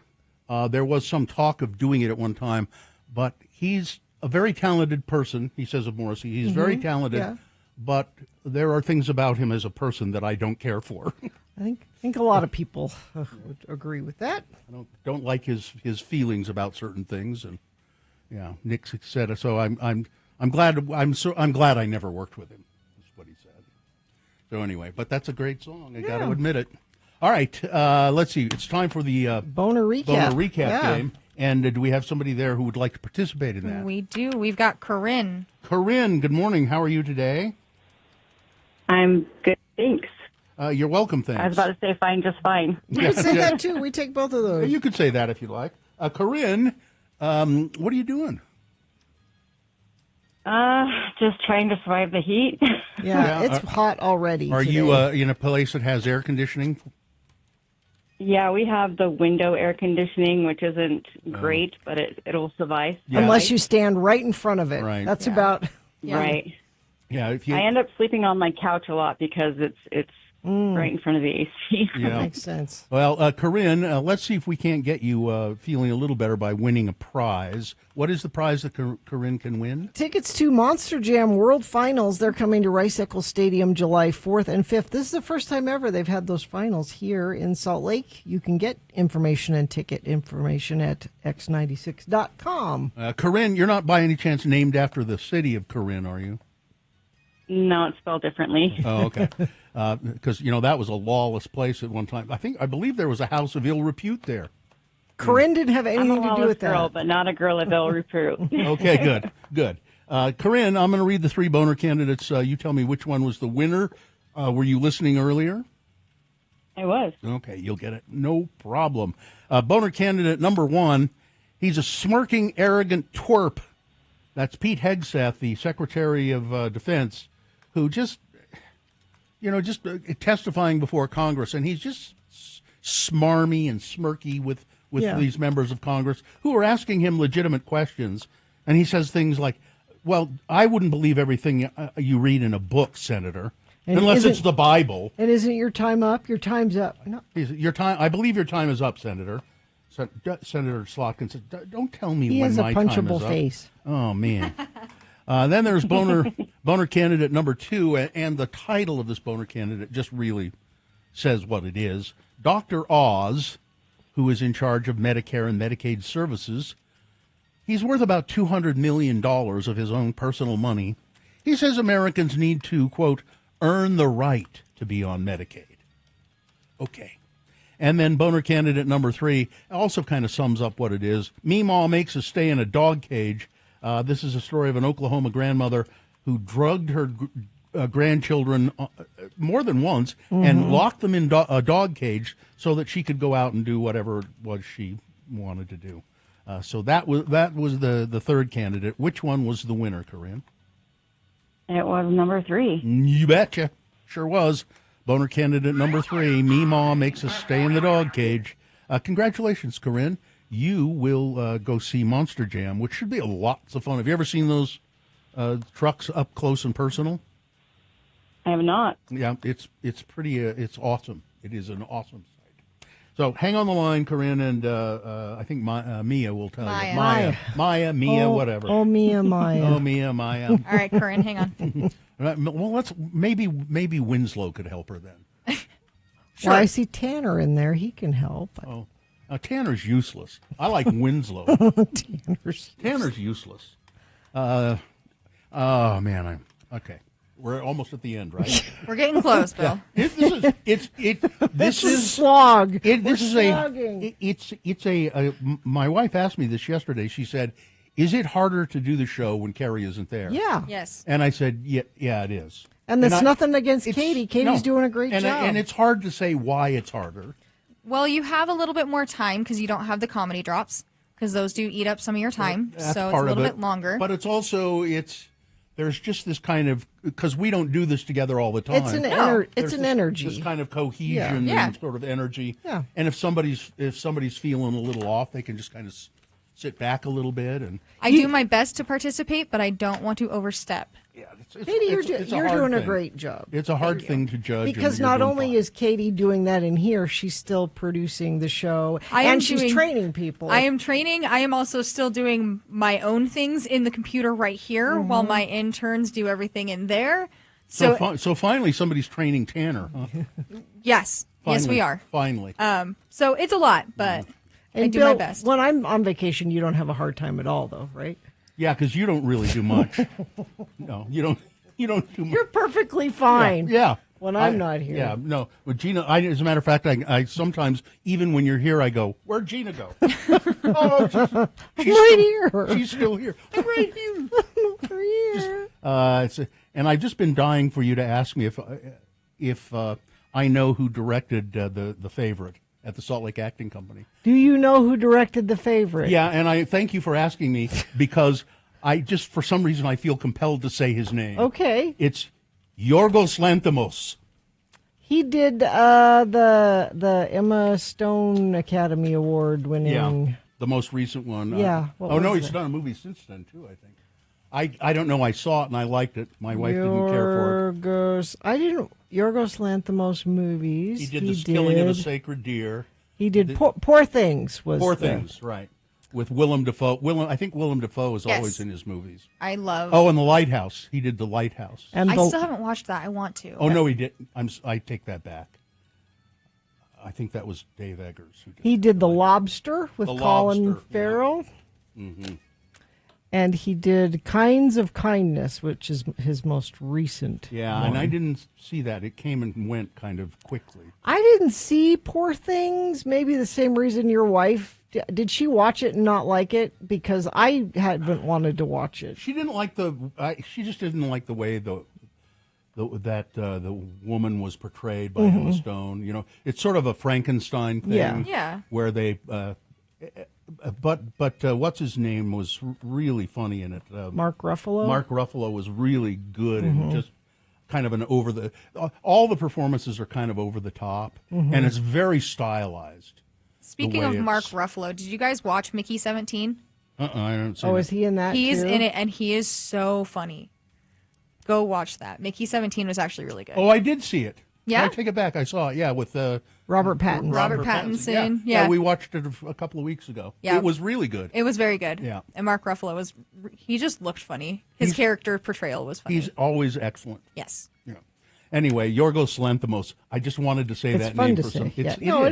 Yorgos Lanthimos. When you're feeling low, maybe just say that and it will. Yorgos Lanthimos. All right. Coming up after these messages, we're going to have some big boy news and a pinuendo. But first, Stockton 12 Honda. So your neighborhood Honda dealer, Stockton 12 Honda, really a great place to buy a car. And I have done it many times, and I will continue to buy cars from Stockton 12 Honda. Right now, you can get top dollar for your trade-in at Stockton 12 Honda. And I'm not sure why the prices are so good for trade-ins right now, but they are. And so if you want a new car, go to Stockton 12 Honda. They are Salt Lake's most trusted name in Honda vehicles. They've been there for over 25 years now, and from the moment you step in the door, there's just a difference in this dealership. People are happy to be there. They like their work, and they get you through the whole process quickly and easily, and they're just an amazing group of people at Stockton 12 Honda. So stop into the dealership or shop their inventory online. You can do that. Just go to Stockton, 12Honda.com. They're in the Southtown Auto Mall in Sandy, Stockton 12 Honda.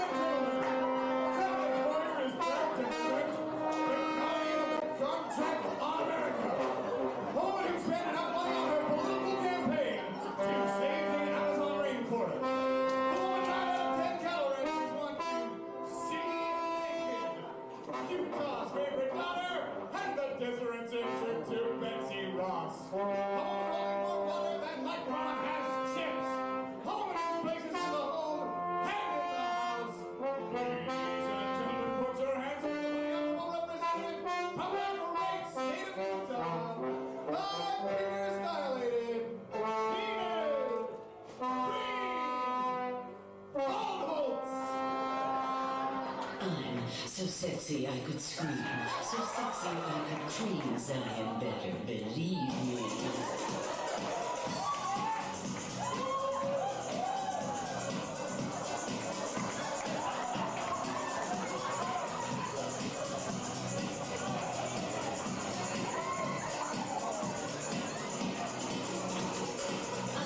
So sexy for my Joe, so sexy with my dough. Just where did it go? And I'm so sexy for the newt. So sexy for the newt.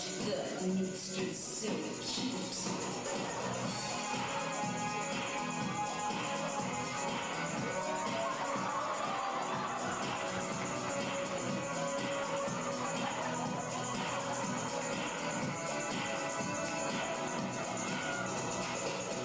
I'm so sexy in this body, so sexy in this body, the way I get up and sing.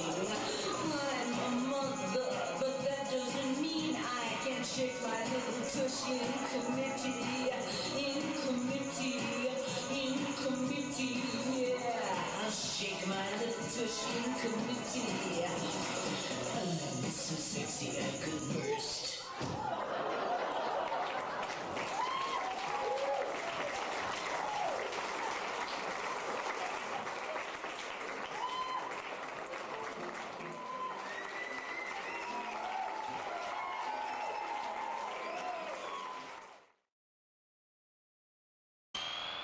9:18, and it is time for some big boy news and Opinnuendo, brought to you by Smith's Pharmacy welcomes Express Scripts Medicare D and TRICARE Department of Defense Plan members. You can transfer prescriptions at smithsfoodanddrug.com/payer update. Kiss rocker Paul Stanley is reflecting on a rough patch the band dealt with in the 1980s when his bandmate Gene Simmons put his energy toward other projects. I had other things I was working on. Stanley opened up about the sense of betrayal he felt in the mid-'80s when Kiss was working on the album Asylum and Gene Simmons was pursuing a film career. I felt betrayed. No secret. I felt that he was leaving me to do the heavy work, but continued to get paid. So, you know. Yeah, that's exactly what happened. Trying to have both the best of both worlds. Yeah. He said on Billy Corgan's The Magnificent Others podcast, go off and do your own thing and have the success at any level that there was success in the monetary compensation, which I'm not sharing in, but you're abandoning ship and you're still my partner. While it's all underwater, under the bridge between the two musicians now, Stanley said he felt very resentful and hurt by Simmons' behavior, which resulted in him having to step up to provide stability for the band. Gene's my brother. He's been with me since I was 17, so that was really difficult, he said. But, again, it was, well, screw it. I'm not going to let this band fall apart. If it's my band in that sense, then so be it. You're a hero, Paul Stanley. Yeah. But I thought he wasn't playing fair. And Simmons did do some fairly substantial acting work, but his career didn't quite become what he thought it would as an actor. Kelsey Grammer just fathered another child. How old is he? He's 70, and he is expecting a baby number 8 with his wife, Katie Walsh. Wow. She's pregnant with their 4th baby together, and it's Kelsey's 8th child. Kelsey is thrilled to finally have time to fully enjoy being a father all over again. He's been incredibly supportive of Katie throughout this pregnancy, which, though unexpected, has reignited a spark in their marriage that they both needed. The source continued, after giving Frasier one last go, he's hung his hat up on that character and is ready for the next phase of his life. He's looking forward to embracing the hands-on parenting he missed in the past. The pair have 3 children together, Faith, who is 12, Gabriel, who's 10, and son James, who is 8 years old. Charlie Sheen is telling all in a new book. Is Tiger something? Is it Tiger? What's it called? No, it's called The Book of Sheen. Oh, that makes sense. Sheen has been a familiar face on screen since his breakout role in Platoon. That was back in '86. Since then, he's appeared in various iconic movies and TV series. Wall Street, Ferris Bueller's Day Off, 2.5 Men. Major League. Spin City, Major League. Spin City, he won a Golden Globe. In the memoir, Sheen wrote himself, no ghosting. He gets personal as he recounts memories like growing up on film sets alongside of his father, Martin Sheen, and his teen years making home movies with childhood friend Sean Penn.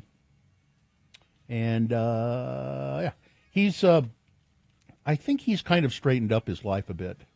Since the crazy times when he was I don't know if tiger's blood. I don't know if he's sober, but I think he's soberer. Yeah. I think so. Let's see what else we have here. A no-nonsense Texas judge has scolded a man who brazenly wore a T-shirt in court that said on it, "The world's best farter." Says who? Where was the competition? Jefferson County Judge Raquel West was less than pleased with defendant Sammy Morris's fashion choice when he appeared in her courtroom last week. That was a choice. He stood in front of his closet going, what am I going to wear to court today? And that's... What made you think that was a good shirt to wear to court this morning? The judge asked. Morris mumbled that he just picked the shirt which said "World's Best Farter," and then he said, I thought it said "Father." Actually, I can buy that. Yeah, this was the only shirt you had to wear in your closet. She said, "No, I can read it. I see what it says." The judge said. So apparently it says "Father," but that's crossed out and "Farter's" written. You're in felony court. You need to dress appropriately for felony court, and that's not appropriate. The judge let out a loud sigh and then continued with court proceedings. It also speaks to character, sir. Mm-hmm. That you have that T-shirt at all. I guess. I don't know what he was in court for. I don't know either, but I remember my ex-mother-in-law brought me a shirt that she thought was really funny. She had no idea what it meant. It said "Mustache rides 5 cents." And your mother-in-law gave you that? Yeah. She had no idea what it was referencing. She just, for some reason, thought it was amusing. Oh, boy. A 42-year-old Texas man discovered that he was married to his ex-fiancée without his knowledge when the marriage certificate arrived at his home, just days after the pair had broken up. Kristen Marie Spearman is accused of sending her ex a gift bag from Bath & Body Works that contains some products and a copy of an official marriage license with their names on June 13th. Spearman allegedly also included a photo of herself holding up the document that legally recognized their relationship. The spooked victim, who is not being named by authorities, admitted that the pair was in a relationship.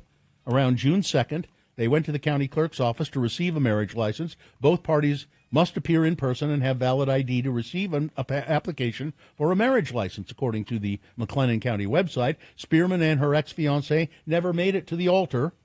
The pair got into an argument when the victim allegedly claimed he didn't want to be in a relationship with her anymore, but Ms. Spearman seemingly had other plans for their future.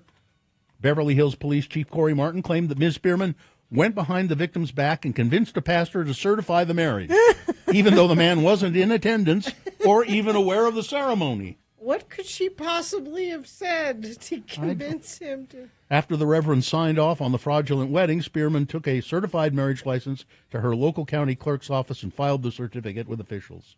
The stunned victim learned about the marriage filing days after he had dumped her. I don't know. My guess is he'll easily be able to get that. I would think. Annulled or divorced or... Everything's coming up Bruce right now. Bruce Springsteen, that is. The trailer for his biopic is available now with Jeremy Allen White as Bruce Springsteen. It's called Springsteen, Deliver Me From Nowhere. Apparently, Jeremy Allen White he looks like he's doing a pretty good job, at least in the trailer. And also, Bruce Springsteen says he's going to release tracks to the Lost Albums, which is a massive compendium of shelved albums that they say is a treasure trove for the real Bruce Springsteen aficionados. The release of tracks 2 has occasioned a new profile in the New York Times with a photo shoot at a diner. And then Springsteen reveals that there's another one coming out called Tracks 3, more stuff that he's never released before. So stuff that he's worked on and then... he's so prolific, you'd think we would have heard everything. Yeah, he puts things away, says, it doesn't quite work for me, let's not release that. But, something that may not quite work for him might be perfectly acceptable to the rest of us. Let's see what else we have here. We have Deep Purple announcing an expanded 5-CD Made in Japan live box set. No, I don't care. That. No. Night Court, The newer one. Yeah, the star Melissa Rauch has spoken out about the cancellation of Night Court after 3 seasons. She said, "We did everything in our power to find another home for it." And I saw it once or twice, and it was fine, perhaps it was being raised on the Goonies' never say die motto or straight up denial. I didn't want this incredibly special experience to come to an end. That said, after turning over all of the stones there were to be turned over, we learned that it is officially the hour to say farewell.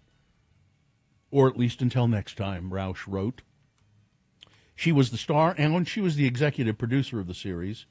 But it is now gone for good, she said. And finally, this. We don't need this. But here it is. What is it? Netflix is going to remake Land of the Lost. Again? Well, because it was a movie. Well, it was is a this TV gonna be show a and then a movie. series? The streamer has closed a deal with Legendary Television for Land of the Lost, a reboot of Sid and Marty Krofft's 1974 sci-fi adventure show. And I think calling it sci-fi and or adventure is being generous. Bill, they go back in time. Yes. So the stupid. Slee Stacks are there. What was that little Chaka? Chaka. Sid and Marty Krofft, as well as Marty's daughter, Deanna Krofft Pope, who is the COO at their company, will produce the project. Was in the very early stages. Wait, are you telling me that Sid and Marty are still alive? That's shocking. It said Sid and Marty Krofft, as well as Marty's daughter. Yeah. Apparently, they are still around. If you don't know what the show is, Land of the Lost centers on a father, Rick, and his 2 children who accidentally go through a portal and find themselves trapped in a world inhabited by dinosaurs, including a Tyrannosaurus Rex that they nicknamed Grumpy, living in the land primate-like people named Pakuni, one of whom, Chaka, they befriend, and reptilian humanoids called Slee Stack. Sid Krofft is 95 years old. Jeez. Marty Krofft died. Oh, did he? A Land of the Lost originated as a children's series which aired Saturday mornings for 3 seasons, 1974 to 1976. I was there for it. It was terrible. At Lost Lands, one of my favorite DJ duos, Zed's Dead, introed with the theme, the Land of the Lost theme song. It was pretty wonderful. All right, that's it. Weather? We've got a couple of advisories for you, a heat advisory and a red flag warning. That heat advisory is because we're supposed to break a record today, projected 102 for a high. It's 84 already. The red flag warning because it's supposed to be a little gusty wind later today. That means fire danger is up, and that warning goes through Friday night, it looks like. Tomorrow, 96, way cool off for the weekend. Saturday, 78, Sunday, 73 for a high. Overnight lows in the 40s. That's going to feel great. And then we creep back up into the 80s first part of next week. Cascade Collision Repair, Utah's leader for certified repairs. Get a free estimate online at cascadecollision.com or in person, including their newest location in West Valley City. Salt Lake Acting Company. Yes, indeed. We're going to actually be talking to them in just a few minutes. So learning more about the show. I would encourage you to go to x96.com right now. There's a banner at the top where you can buy tickets to the Secret Lives of the Real Wives in the Salt Lake Hive. Join us, Radio from Hell, at their performance on June 29th. That's a Sunday, and it is a matinee performance, a not safe for work podcast recording, and then we'll do that, and then we'll go watch the show. Now, remember, you can bring your own food and drink for this cabaret-style satirical perspective on Utah's peculiar culture. Tickets are limited. You got to get them before they sell out. And I would suggest you bring something like, maybe go to Caputo's and get some sandwiches and then get a nice bottle of wine or two. Or go find, get cheese and a charcuterie plate of some sort. That's really a fun way to do it at Salt Lake Acting Company. It's the summer show experience you've known and loved for decades. Pack your food and drink at this cabaret-style performance. Again, the special performance, you can get tickets right on our website. Just click on that banner, buy your tickets for the Salt Lake Acting Company. It's June 29th, a Not Safe for Work podcast, and the Secret Lives of the Real Wives in the Hive. Salt Lake Hive. In the Salt Lake Hive. We'll learn more about it right after this.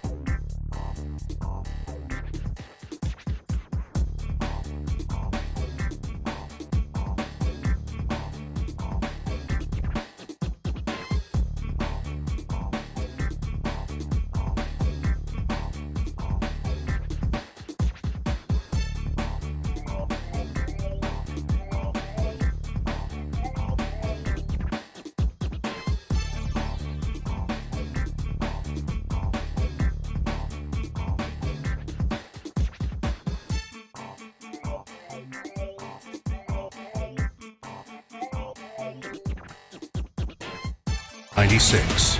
9:35. Do we have one of those things that people really I like? have one. I have one. You have one? Yeah, I do. One of these things? I think so. It's Radio from Hell with another list, because people love a good list. X96. Now, I saw this morning, and I haven't had a chance to go over it with too closely, but it's the world's top livable cities. Is Salt Lake in there? I don't think so. So, the most livable city in the world, Copenhagen. The Danish capital knocked Vienna off its throne after 3 years at the top of the Economist intelligence unit. Oh, the Economist magazine did this. Most livable cities rankings.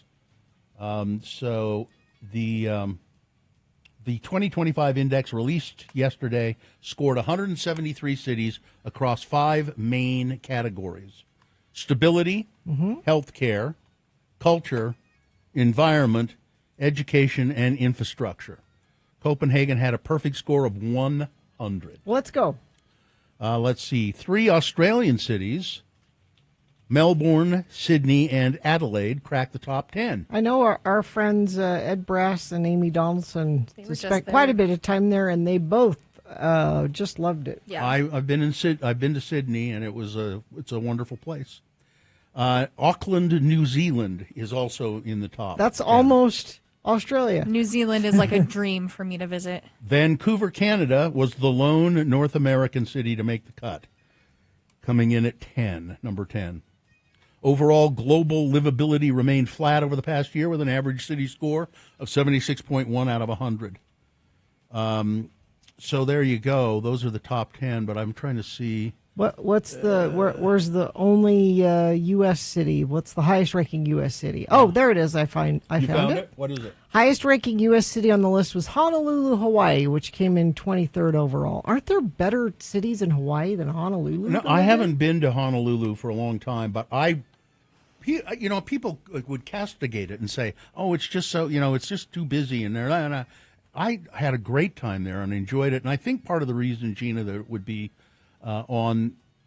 be there is that it's rather than some smaller cities in Hawaii, is that you can get anything you want there. You know what I mean?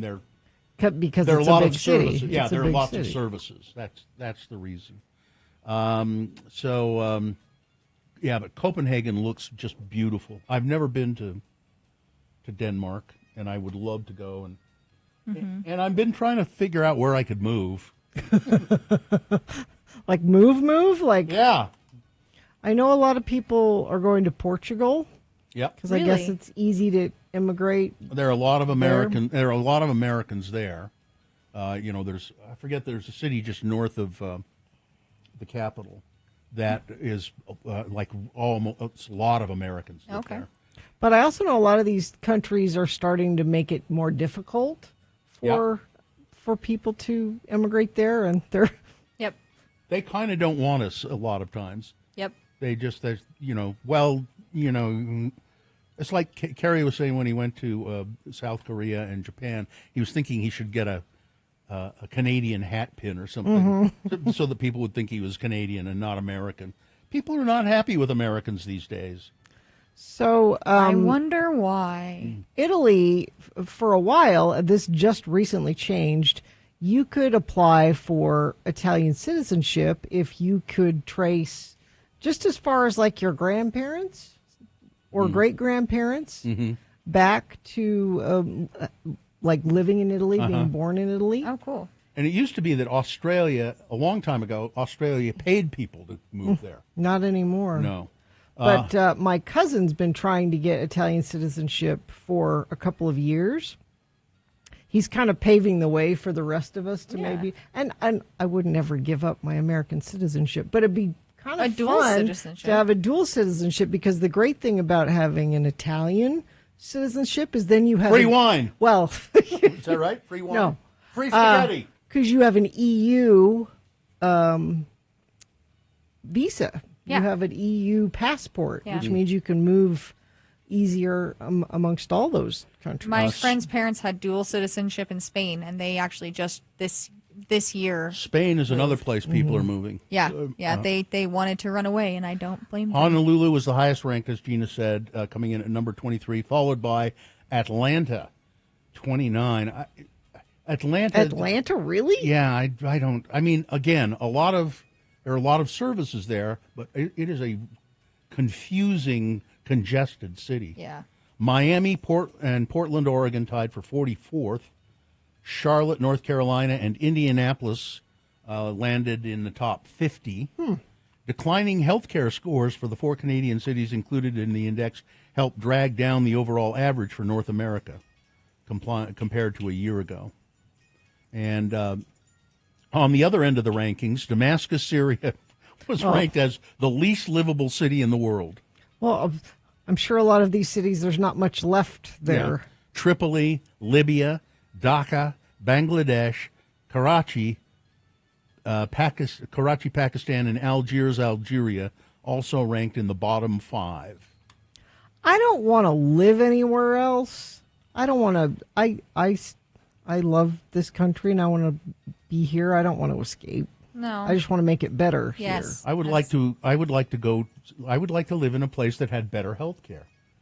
Because health care here sucks. Yeah. It's terrible. Yeah. It's the one of the worst. I mean, and it's also rates of infant mortality very high here. We don't take as good enough care of our children.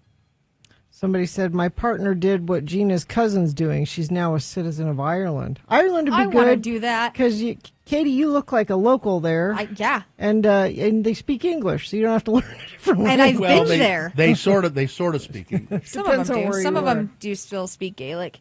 Or Wales. I'd go to Wales, too. But, all right, is that it then? I think so. We hope you'd enjoyed another list with Radio from Hell on X96. I mean, I did have the 50 worst inventions of all time. Well, you'll have to save that. Yeah, that'll be a good one. All right. I guess coming up after these messages, we'll have a song for you, and then we're going to slowly crawl towards the exit together to almost the end of the We're very week. close. We're Hang in close. there. Renaissance Ranch. Yes, Renaissance Ranch is an addiction recovery center. And a couple of things about Renaissance Ranch that I don't mention often enough, I think. Now, this is a place for you if you are suffering from drugs and alcohol addiction or drugs and alcohol addiction. But a couple of things that I don't mention often enough. They have a full continuum, including sober and transitional housing. They also have a family program at Renaissance Ranch that includes education and support classes for family members. Also, they have among the highest success rates in the entire country and a lifetime guarantee at Renaissance Ranch, meaning that if somebody were to complete and graduate from the Renaissance Ranch program and have a relapse, they can come back through the program free of charge at Renaissance Ranch. So it's designed for male patients specifically. You can find out more by going to renaissanceranch.com. You get a free consultation, and they do accept most private insurance plans and Medicaid.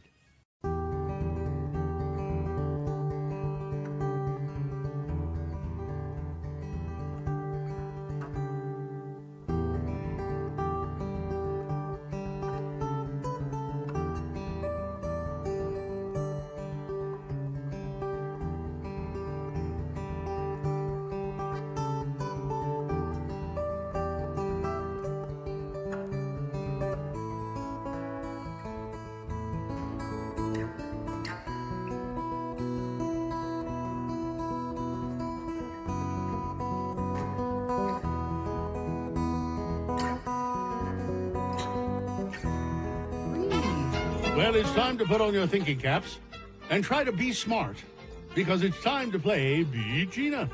I'm your announcer, Johnny Ola, and in honor of National 3D Day, may I invite you to the House of Wax in 3D. Yes. In the House of Wax, the terror reaches out and grabs you. Feel every chilling detail, every terrifying moment as the nightmare unfolds around you. This isn't just horror. Oh, it's a 3D descent into madness. Wow. You're not just watching. You're trapped. in 3D. Enter the House of Wax and find yourself surrounded by terror. The 3D experience pulls you into the heart of the horror, where escape is impossible. Feel the heat, see the terror, and pray that you make it out alive. House of Wax 3D. Is it real or is it wax? In 3D, you won't be able to tell. The terror of House of Wax is more real than even an immersive 3D experience. You'll feel like you're trapped inside the nightmare. Get your tickets now. And now, a man who is definitely not wax, but as real can be, your host, Kerry Jackson. Although he feels like he's trapped in a nightmare as well. All right. Thank you, Johnny Ola. You're welcome. Let's see. The randomizer has picked a contestant. Gina, you'll be playing against Danica. Danica, are you there? Yeah, I'm here. Hi, All right. Danica. Danica, we're going to toss a coin to see who goes first. We'll give you the advantage. You call it heads or tails. Tails. All right, let's see what happens. It is heads, which means Gina goes first. One step further away from winning these Simple Plan tickets. Gina goes first. She controls the question. It is hers to answer exclusively. If she gets it correct, she gets the point. If not, Danica, I hope you were paying attention, because you can answer that same question correctly, stealing the point away from Gina, and we'll go back and forth questions till one of you gets 3 points. All right, because on this day in 2013, the TV show Bates Motel premiered. Good show. We've decided to do psycho trivia, so it's based on the TV show and the movie. General psycho trivia. Psycho trivia. And I will let you know whether it's the TV show or the movie. Thank you.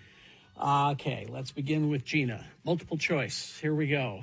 Gina, when the cast and crew began to work on the first day of Alfred Hitchcock's Psycho, the movie, they had to what?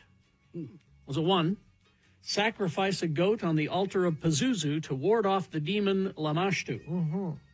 Was it 2, present Mr. Hitchcock with a package of Twinkies?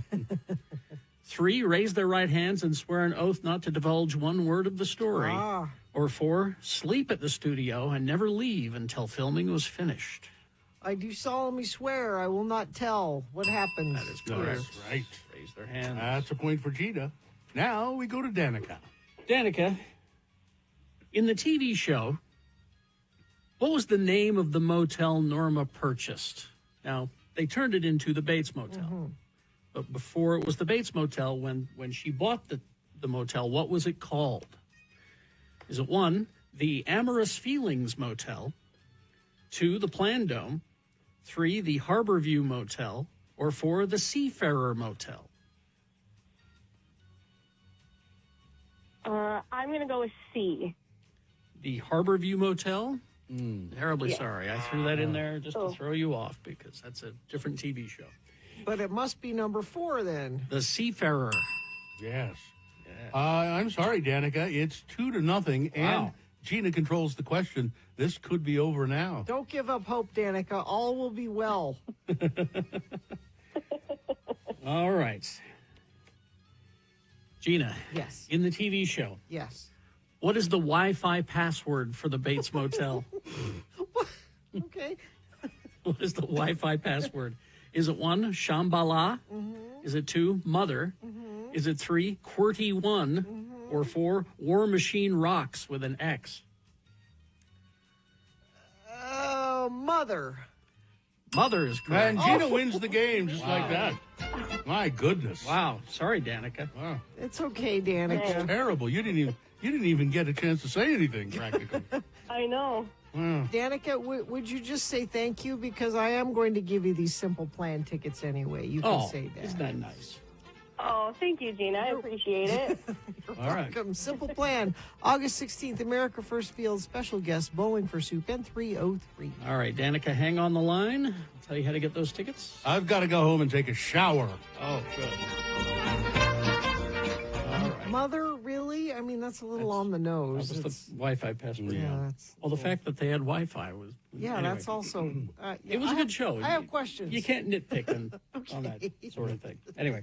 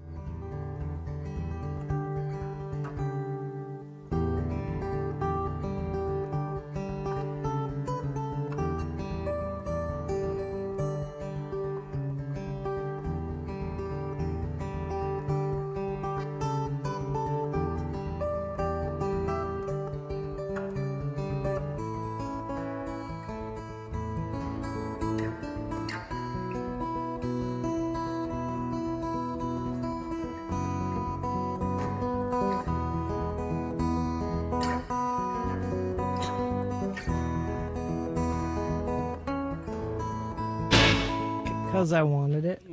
There you go.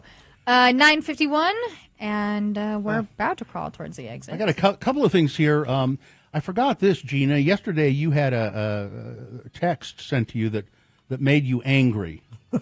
Yeah. Did you see the response to that? No. Was there an email about Yes. Dear Gina and the rest of the Radio from Hell crew, I'm sorry for my text this morning that seemed to piss you off. Governor Walz appointed the shooter to a board. Senator Lee assumed the shooter was a Democrat. Lee made a mistake and is embarrassed. That was the text. The text medium is severely limited, so I didn't include the following. At approximately 2 p.m. Saturday, the 14th of June, 2025, the first victim was shot. This encounter was the source of the image Mike Lee used in his post. Senator Lee sent his text at 7:50, June 15th.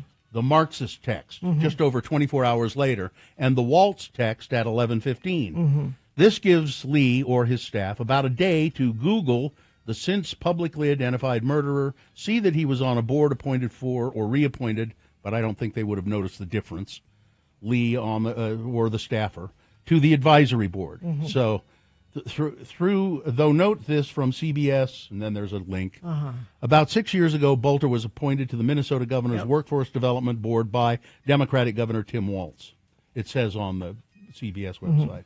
Now, by embarrassed, I meant that after it came out that the murder was a right-wing nut-job Republican freak, Senator Lee didn't want to admit that he had made a mistake. I agree with that. That's what I meant by embarrassed. Okay. He wanted to be the one to start the Democrats killing their own narrative so that he could exploit it. Yep, you're right. He thought he was being clever. Yes. But he was being his usual a-holy self. Yes. I'm sorry, I didn't intend to piss you off.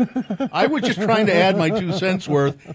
It won't happen again. No. David. David, I'm sorry. I probably overreacted to that. I don't. Maybe you should send David a little note or something. I'm sorry. Yeah, will you send me that? Yeah, I will. I'll forward it to you. And then finally, this is a story in the news today about Provo. So Provo, the city of Provo is celebrating the opening of its brand new water reclamation facility. Okay. In other words, now they call it these days a wastewater treatment facility. It's a sewage plant, sewage treatment is what it is. Okay. And they're going to celebrate with Flush Fest. Flush Fest? Flush that Fest. That sounds fun. It'll be Saturday, June 21st. How do we celebrate Saturday's Flush event Fest? celebrates phase 1 of the new multi-year project coming online. It's a free event. Well, they'll have a ribbon cutting, tours of the sewage treatment plant, food trucks. I don't want to eat at the sewage I don't either. treatment. And educational booths that teach about environmental protection. Quote, I proudly took on the title of the sewer mayor as we embrace this community need because often the most important work happens underground, unseen, but hugely impactful to the quality of life, Mayor Kafusi said. So Flush Fest, that's something that we could. I'm shocked. I think we ought to be doing a remote at Flush Fest. At Flush Fest, don't you? Sure. I think that would be great. Flush Fest. They could sponsor Poop Chat. Yes, exactly. That's great. Exactly. All right. Didn't John Oliver get a sewage treatment plant named after him? Yes, he did. Yeah. Yeah. I forget where it is, but it's the John Oliver, which he embraced. Sewage treatment plant. Well, he lobbied for it. Yeah. And what was nice is the city in question, they embraced it. They're said, like, sure, absolutely, this is wonderful. We will do that. Sure. Because I was just going to suggest maybe we have the Trevor Lee sewage plant, but no, he might like that. No, yeah. I think we have to find a street to name for Trevor Lee. A crappy street. Well, an alleyway. If or you something. if you have suggestions for a gross street that has lots of garbage on it or something, let us know. We want to lobby to have Trevor Lee have that street named after him. All right. So, is it promo time now? Yeah, sure. Okay. Oh, tomorrow I hope Sean Means reviews 28 years later. Is that the story about how long Kerry Jackson is in Korea? No. It's a follow-up zombie movie for 28 weeks later. And speaking of Kerry, he should be checking in with us from his travels at about 7:45. Also traveling, Jimmy the Wine Guy will be calling us from Scotland. And our friend Victoria will travel through the phone lines from Chicago for Secret Lives of Mormon Wives update. Everyone traveling but me and Gina. Friday morning, Radio from Hell here on X96. Tried to add a little note of sadness to my voice there. Everybody traveling, but... We need to travel. Let's go somewhere. Amen. Yeah. I need a vacation after this. All right. I think we're good. Thank you to both of you in the producer's booth. I appreciate it. You guys help out a lot. As Carrie would say, live long and prosper, bitches. Don't you know who I am? Well, go ahead and clone me. You can clone Artie and listen to him right now. 80s and